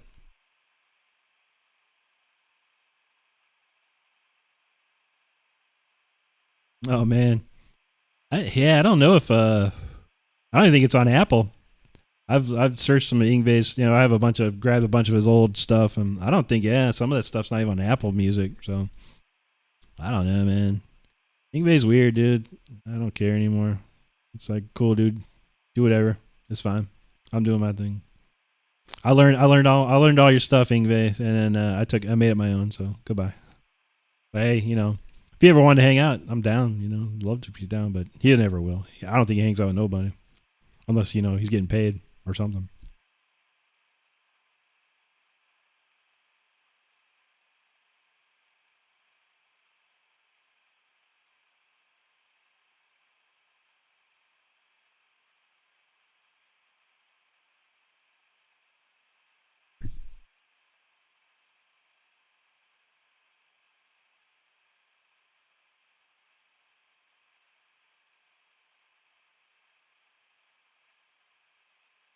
Yeah, go ahead, Anti. Link it up, dude. I made you a standard moderator, buddy. Go ahead and throw that link in there, man. I like to see that too.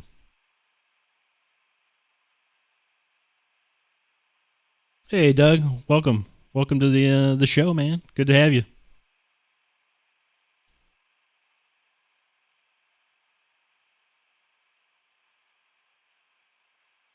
Yeah. Model 4 is a smoking guitar, man. Too bad I broke it.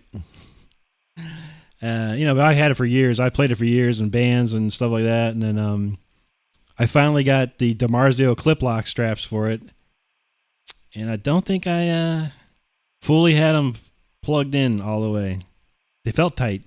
Should have been tighter. Yeah, I started practicing the Ingve swing out in the yard, man. And I did it a couple times, like, oh, I got it, man, I could do it. And then I did it one more time, and the strap lock came out of the freaking body, and the guitar went flying about 10 feet, neck first into the ground. I was like, oh no.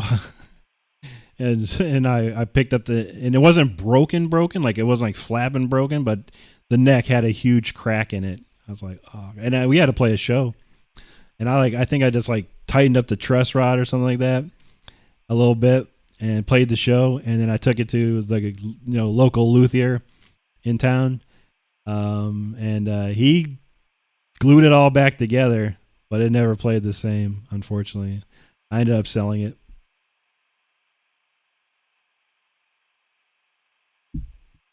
Yeah, my mom was awesome for that. She is the catalyst of my playing. Really, with that, buying that guitar for me was the thing that pushed me along.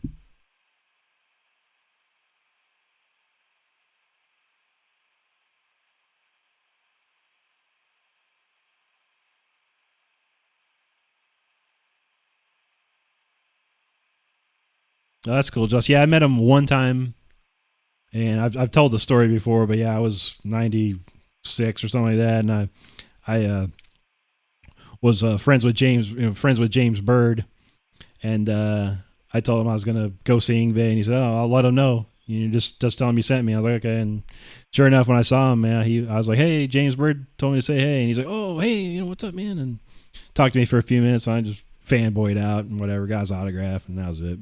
Whatever. He was cool. He yelled at some guy right before me though, which was weird, but he's super nice to me. Okay.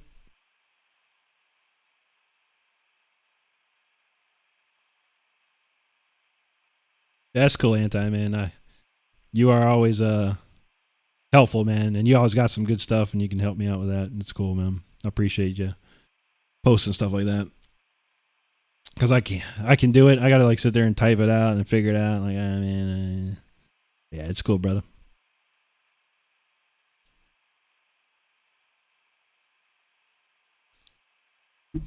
All right, well, shoot, man.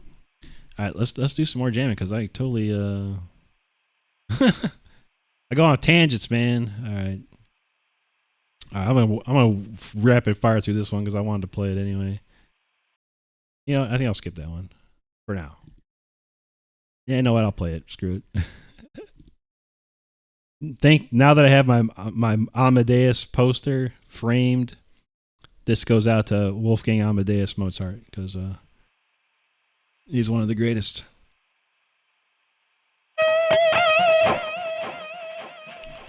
It's an oldie, but a goodie.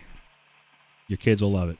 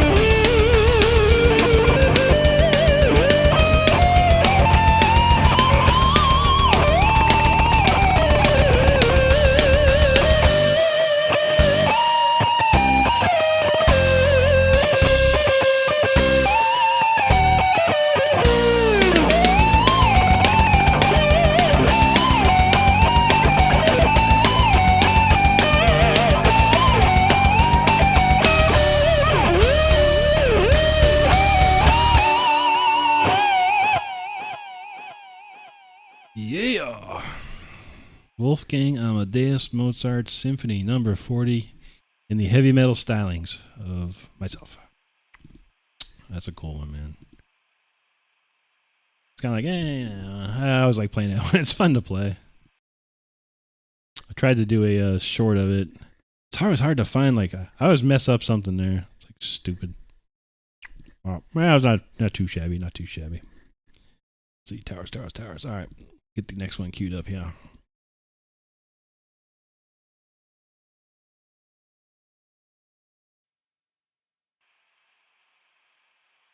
Yeah, that's awesome, Kim's. Yeah, I love Amadeus too. Bach and Mozart. Yeah, I mean, I'm not so much Beethoven, but yeah, for me, Bach and Mozart were my two megaton influences of classical composers. And of course, I love the movie. That's one of my favorite. Like, obviously, one of my 3 favorite movies of all time is Amadeus. I love that movie. I could watch it anytime, any day.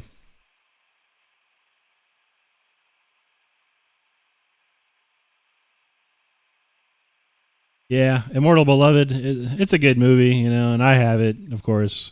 I like Gary Oldman too, but yeah, I don't know, man. It was yeah, I don't know, weird. The whole love triangle thing or whatever it was, kind of weird. But it had to, that's how they had to do it. They had to make something of it. But I mean, yeah, there's no doubt. I think he's one of the greatest composers of all time as well.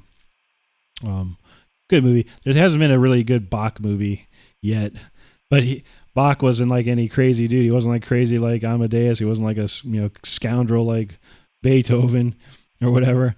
Bach was a Christian man and 100% into his faith, man. And that's every song he wrote was for God. And his family was number one, so he really wasn't going out partying. So he didn't have a crazy life, but. The man wrote he's probably the father of all music, in my opinion. You listen to the well-tempered clavier.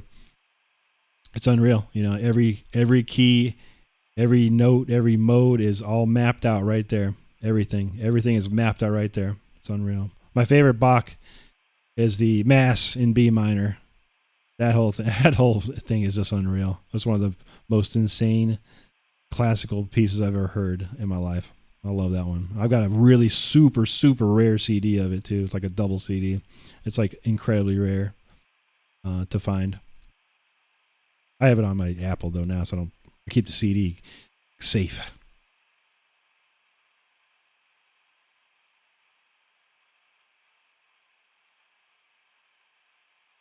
Yeah, right? Yeah. I think the antagonist was all the women that he had going on there, but... Yeah, the way Amadeus was, it's just a perfect movie. I mean, it's. I think as Tom Hulce. There's nobody that could have played that character better than him. And same with Salieri. Those two guys, they just nailed it, man. Was that F. Murray Abraham? Yeah, and insane. That's like, and then the director. It's just you have a perfect storm of amazement. Just there, and everything, the music, the costumes, the time period, everything was just perfect.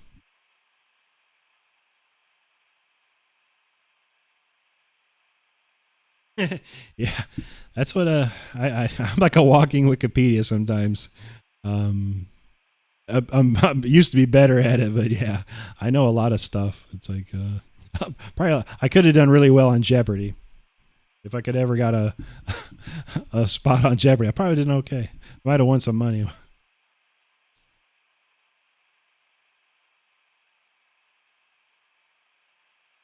Yeah, Maestro. It's funny you say that because I used to. I've said it before, but I used to produce this R&B group, and a lot of my classical influences come out in songs like that, and that's what they call me. They call me Maestro. We keep calling me, yo, Maestro, what's up, man? We come in the studio today? Yeah, well, I'll be there, man. It's funny, yo, Maestro. Thanks, Josh. Yeah, that was on my album. Or that, duh. You said, yeah, the album. But yeah, the album better. The album version's the best, of all of them I've ever done. This is, I couldn't get the album. I couldn't find or I have all the tracks from the album on like Pro Tools, but they're from like Mac Pro Tools from like 2002 or whatever, and I can't open them. And I don't have a working Mac, or I kind of do, but I ain't breaking out of the closet. But yeah, they wouldn't open up on my PC, man. So I had to go back and take my original MIDI, like the MIDI version I wrote when I was like, or 20 something, and then rebuild it into a Studio One here.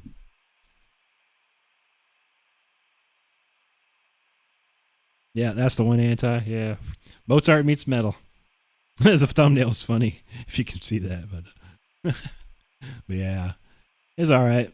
I was like I clipped that out of a live stream or whatever, and made a short of it. That's what I do. I do a lot of the stuff I do on the live stream. I'll clip it out and throw it as a short, because they seem to get views, which is good. 1,000 views here, 1,000 views there. A couple of them got pretty high views, so I got 10 of those ready to go, and I got some. So I do 2 a day. I'll do a live stream recap short, and then I'll do a real recorded scripted short. Thanks, Doug. Appreciate that, man.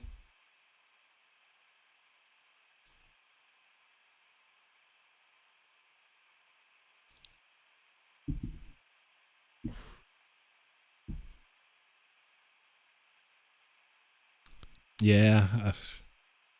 Go Turkish March. Yeah, that's a cool one. Yeah, there's a couple of people that have done Beethoven stuff, guitar stuff, and it's sick. I like to take little melodies and turn those into something. That's my thing.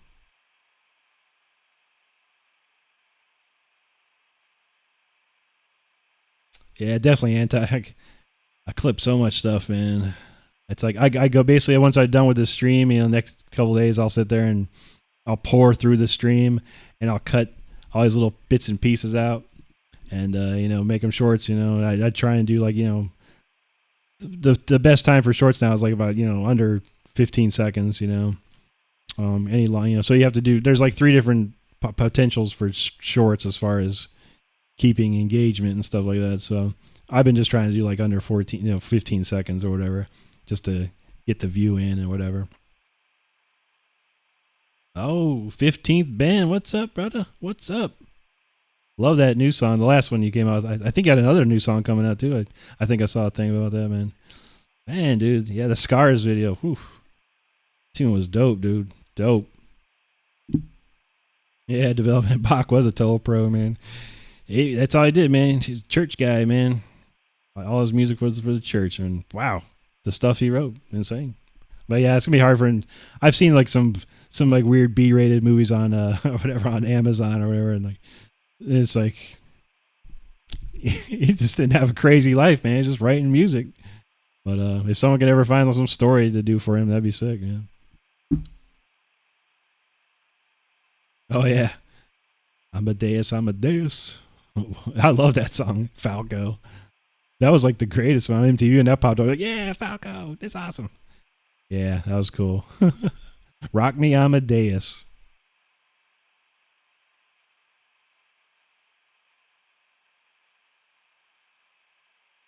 Yeah, man, 15th band in the house.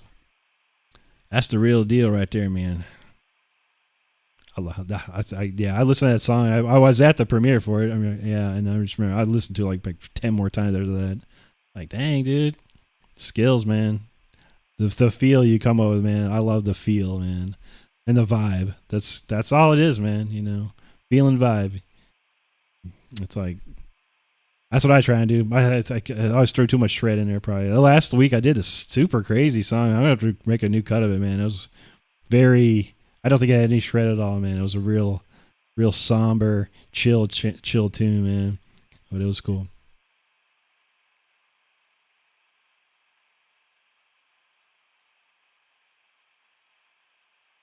Yeah, Kims, I know. I love heavy metal with orchestrations and stuff like that. Yngwie's done it. Uli Ross done it. Deep Purple, did it. There's Metallica, obviously. They did it with that S&M thing, and I've always wanted to do it. I would love to have a lot of the songs that I've done are ready for orchestration. And actually keyboard player that was on my album, Mysteria, he orchestrated a ton of that stuff, just on keyboards and whatnot. But yeah, to have like a real orchestra behind me with a drummer and stuff like that, that'd be a dream right there. I would love that. But yeah, that costs a lot of money.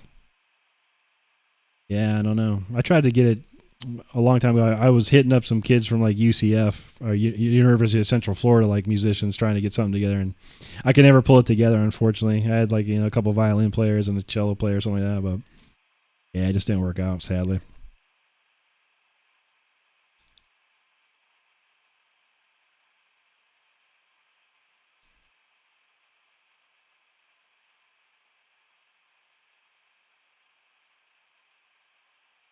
Okay, what did that one? Did it 15th?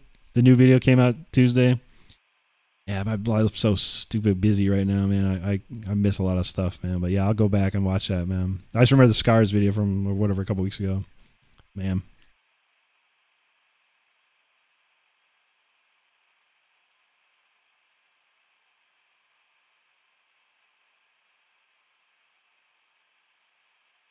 Hey, Doral, good to have you in. Thank you. Oh yeah, TSO. Yeah, they did a lot of classical covers. That was super sick. Yeah, TSO's insane, man. I'm not good enough for TSO. Those guys are on point, crazy musicians, man. I'm okay if I could play with John Oliva and Sabotage or something like that if I ever had the chance.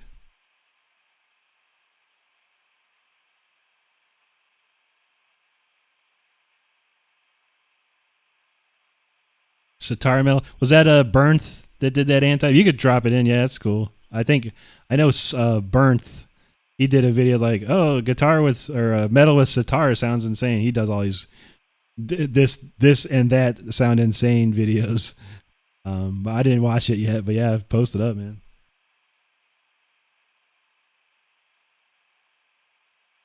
There you go, Doug. Yeah.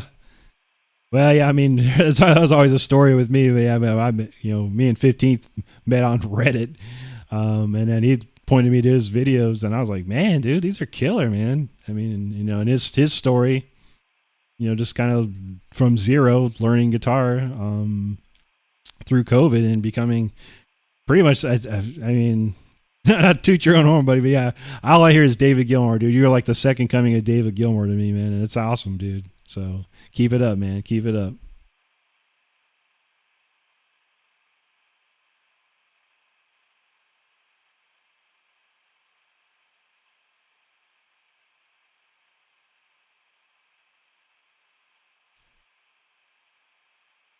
Okay, August 1st. Cool, man. Yeah, I will flip a notify for me for that one, man.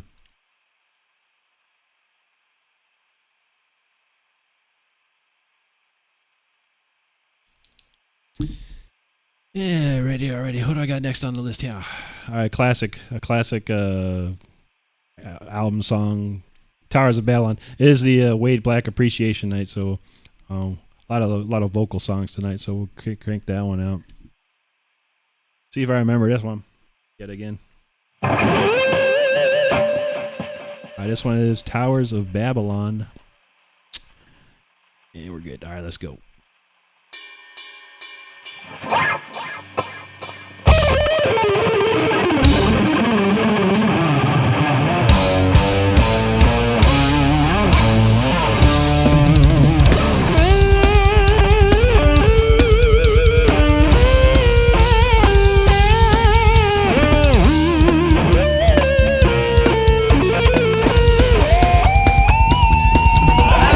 Speculated with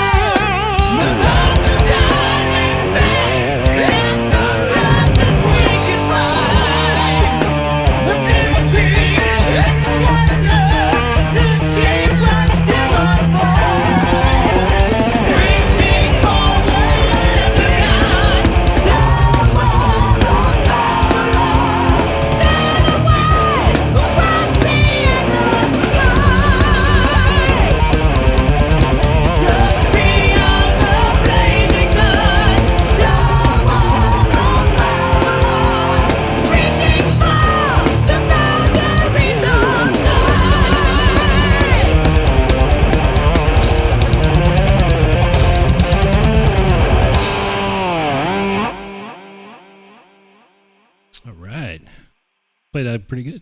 That's better than expected. All right, I like it. Yeah, Towers of Babylon. That's a Rob Rock vocals. Well, actually, way back lead vocals. Rob Rock the backing vocals, and yeah, Rob wrote the lyrics to that. Fantastic, classic song.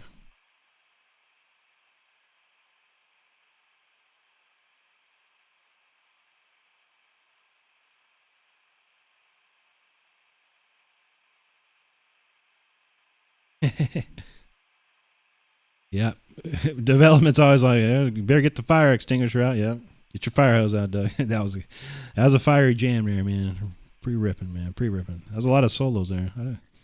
And I can't. I don't remember it being that much crazy solos, but I guess it was. Yeah, fun. I like that one. I like it.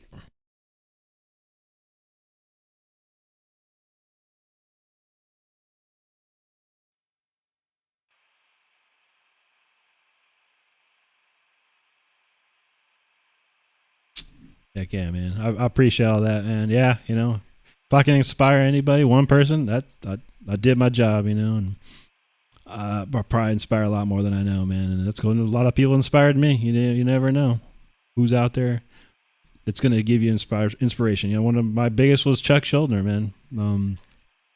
I knew him from nothing, and we became great friends. And he showed me a lot. And watching what he did and how he did things taught me a lot of lessons, for my life in music, which is great, So you never know you're going to find inspiration. And if you do, heck yeah, man, do it up.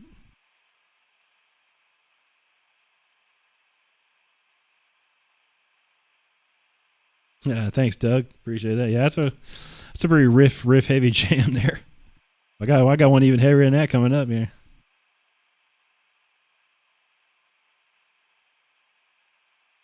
Yeah, indeed.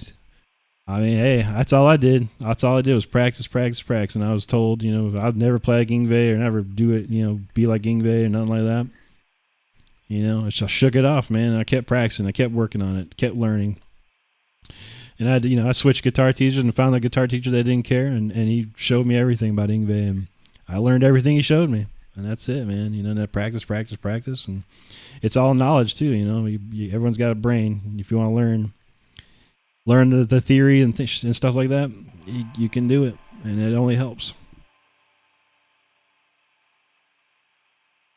Yeah, right. No excuses. Yeah, I'll hit that up. People say people say stuff on like TikTok or YouTube, the comments and stuff like that. And I'm like, hey, man, no, nothing's impossible for anybody. It doesn't. Doesn't matter what you do. If you're a guitar player, yeah. Nothing's impossible. You can play. You can play guitar. You can play from zero and be something. Or maybe you want to be a race car driver. Well, start driving a go-kart. You can become a race car driver. It's really just what your mind will limit you to, and you have to expand. People have to expand their mind sometimes if you want to achieve better in your life or whatever. And that's all it takes, man. Just expand your mind a little bit.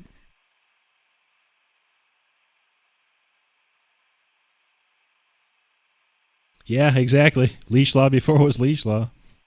Oh yeah, pretty much. 4/5 of Leash Law was on that song right there. Yeah, Rip Chuck, man. Think about what they say. I see all kinds of stuff. I was looking at some videos of him, and I was like doing some research on Andy the Rock, and then I found a video. I've seen it before, but it was Andy came to he came to Central Florida and was recording the album with Death, and it was like an interview with Chuck and Andy. Man, it's so cool to see.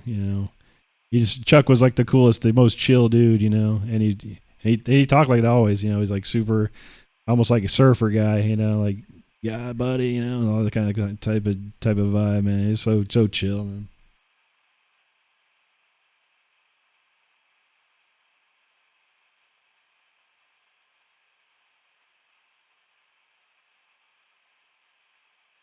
Yeah, I mean, when I was a kid, I wanted everything to be Yngwie. I wanted to play like Yngwie, whatever. I wanted to play like his style. I wanted to play fast like that. That was me. That was 15-year-old Rick Renstrom, and then now, of course, I don't know.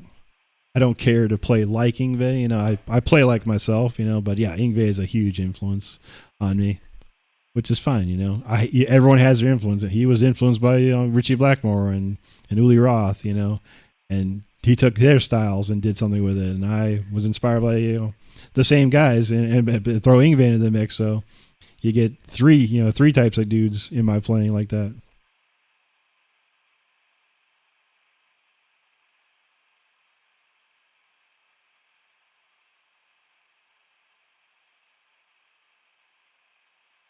Exactly. Yeah. It's all effort. You got to put time into it. You just can't, get up and, I'm going to play guitar or something like that or whatever. Or I want to do this or I'm going to do that. Yeah. Well, you got to work at it. That's the one thing. It's all about working at it. And some people don't want to put that work in, it's tough. I know. It's all about time. It's all about putting in that effort and work, and some people don't have that. Some people do. But you do whatever you want.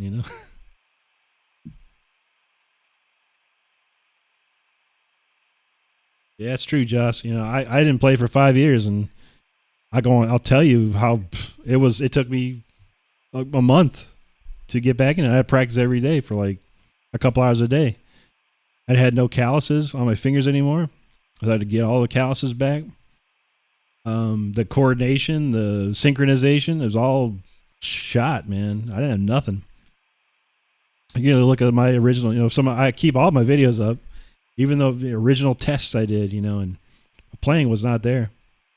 And it took me a good month before I was like, okay, I'm doing better. And then it took 2 months in, even better. Now I'm like 3 months doing YouTube, and my playing's on fire now again. So you lose it. It don't stay with you. It's not like riding a bike. You got to get your muscles back in shape.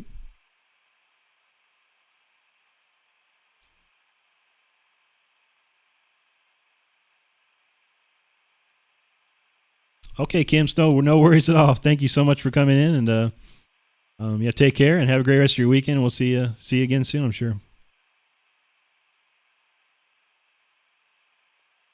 Yeah, don't drive like Jerry. But yeah, I mean, if you go to my channel, I put up a video. I wanted to be a race car driver when I was a kid, and I race go-karts. You can go to my channel. Unfortunately, it's the worst races I've ever had in my life that are on video from like 1984. But yeah, I was good. I was really good at driving go-karts. And 11-year-old Ricky Renstrom playing, racing his go-karts. Pro amateur or whatever. But I was in like a World Karting Association and won championships. I was good, man. But yeah, some things, life things happened in my life, and then the go-karts went away. I couldn't do it anymore, so no more race car driver dreams. But that's what happens, man. There's always a life change. It'll make you change direction, So, and my direction turned into guitar. Went from racing go-karts to playing guitar. That's it.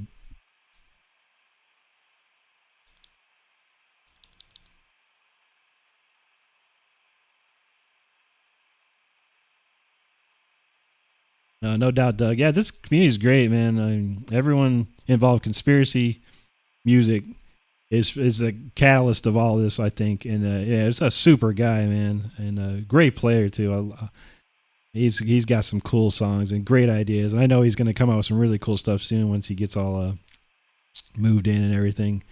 But yeah, what a great guy, and he's really helping everyone, And that's you need someone like that in the world, that wants to help people and believes in people, and a lot of people don't do that, and he's taken the time out to do that, and that's amazing to me. And he's helped so many people in this community. So yeah, stick around. There's plenty more cool stuff in this group of people that are doing stuff. So yeah.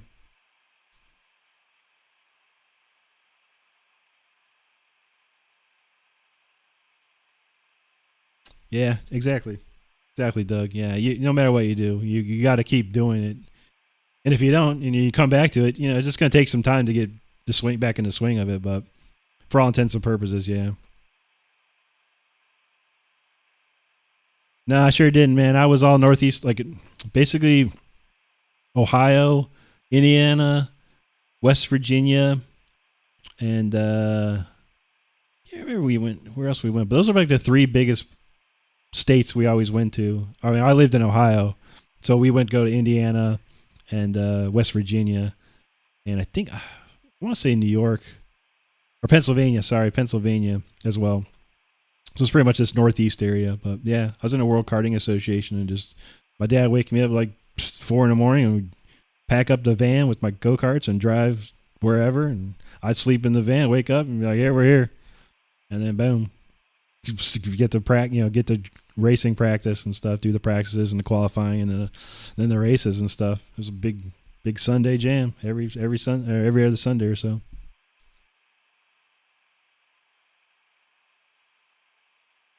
All right, Josh, man. Yeah, we about to cut it off in here anyway, man. I got one more jam to play, and I got a concrete mixer waiting, and it's starting to thaw, man. I gotta eat my treat tonight, so I'm gonna kick off one more jam here in a moment.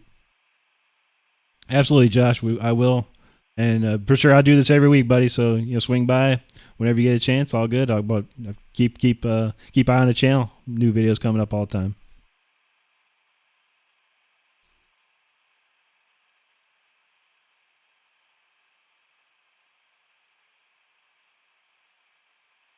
All right, cool, Carlos. Yeah, man. Have a good night. Yeah, Doug. I'm 52, man, and you never know. But it's never too. You're never too old to start anything, But I know. I think the older you get, the harder it is to learn. But then you just have to push through that, if you want to learn. But man, you do whatever you like to do, man. That's what I say. It doesn't matter. You just do what you like, man, and enjoy it. As long as you're enjoying it and you're having fun, it's all that matters.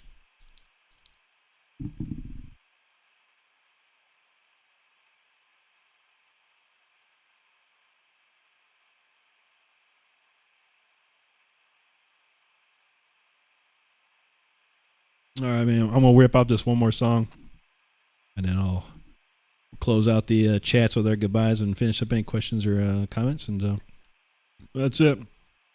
All right, this one's off the War of Thrones album, Conflict and Creation. This one's called Kingdom. This is the last one of the night. Oh boy, this one's a heavy jam session right here, man. So get them ears ready.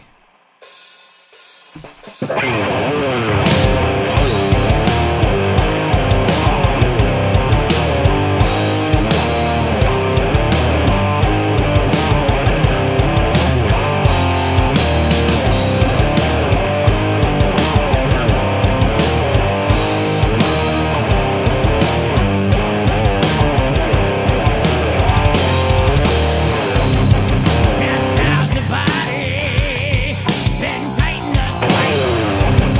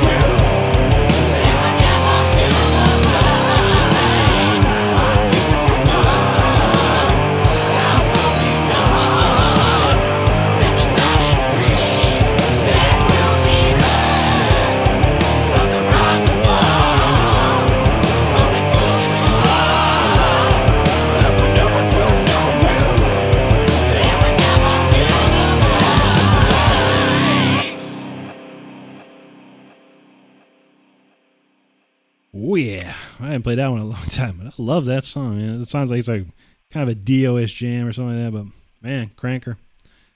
Cranking, cranking, cranking. All right.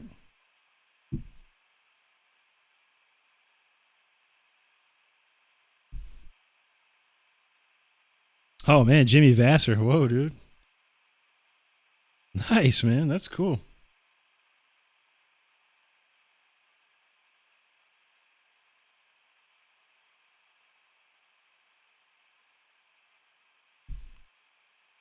Oh, that's cool.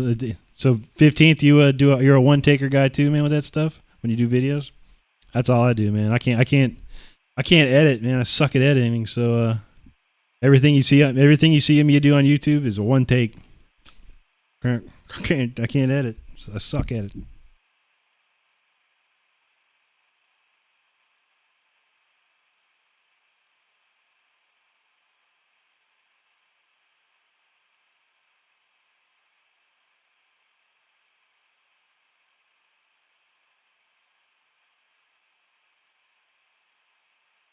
Okay, cool. Thanks for posting that, Anti. Yep. We want everyone to come to the C15th jam coming on Tuesday, the first there. So yeah, I'm gonna click on that soon and hit the notify bell so I remember. I don't want to forget.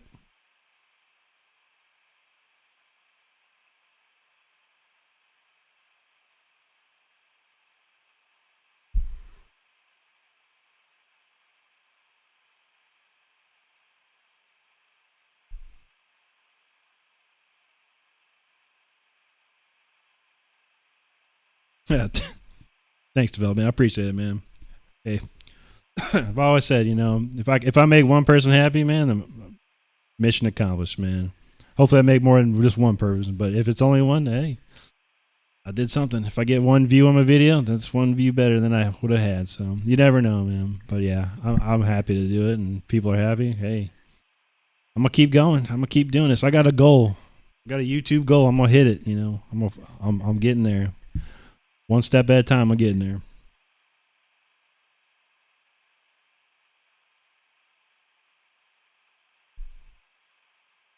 All right, thanks, 15th. Yeah, man.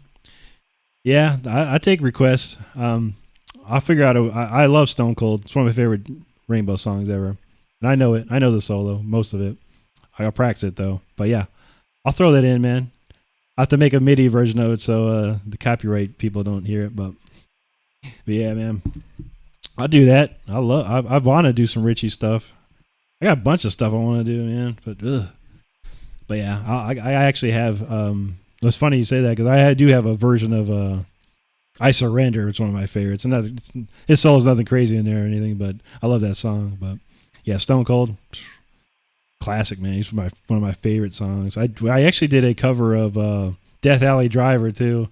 It was going to be like a bonus track on my album. I've got that somewhere hidden around, but yeah, Richie's my favorite, man. Yeah, Steve, I'm thinking about that, man. I wanted to throw that in there, but I think, yeah, I was feeling fight. I usually whatever pops up when I'm driving to work and back, I have it on shuffle, and fight popped up the other day. I was like, man, maybe I should play that. I haven't played that in a while, and so that was tonight's jam. But yeah, maybe next time I'll do Martial Law because I love that song, a thumper. Awesome, man. All right, looks like we caught up, and yeah, another record-breaking stream here. Oof. 2 hours and 21 minutes. It's hot in here too. Man, I think I forgot to turn the AC down before I started. Well,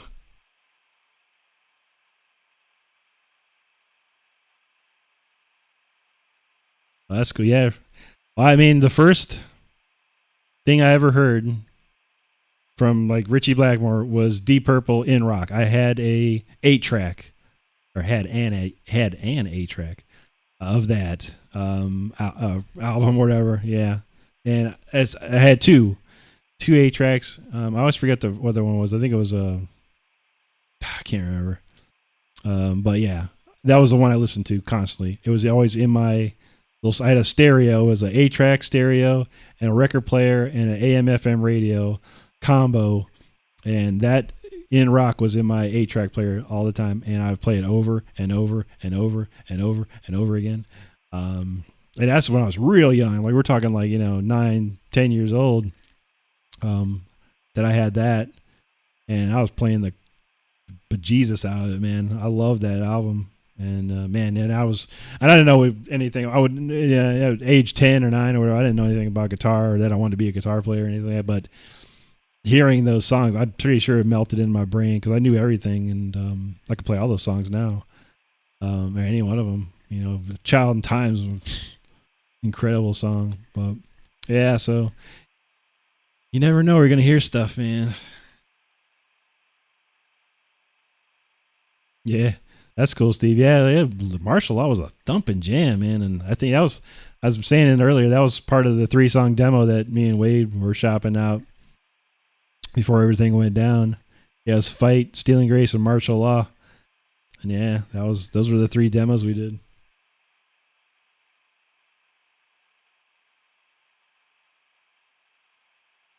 Yeah, no doubt, man. And I've heard so many different versions of that song that they've done it, and it's Ian Gillan that just makes that song. I mean, my God, Richie's playing is I know it's good. It's like I think he's just improvising solos and stuff, and you never knew what he was doing. But Ian Gillan's vocals on that are top notch, historical vocal right there. Yeah, Dio from Elf. I haven't heard too much of that, but I've heard a little bit of it. Yeah, Dio, another historical hero of metal, unreal.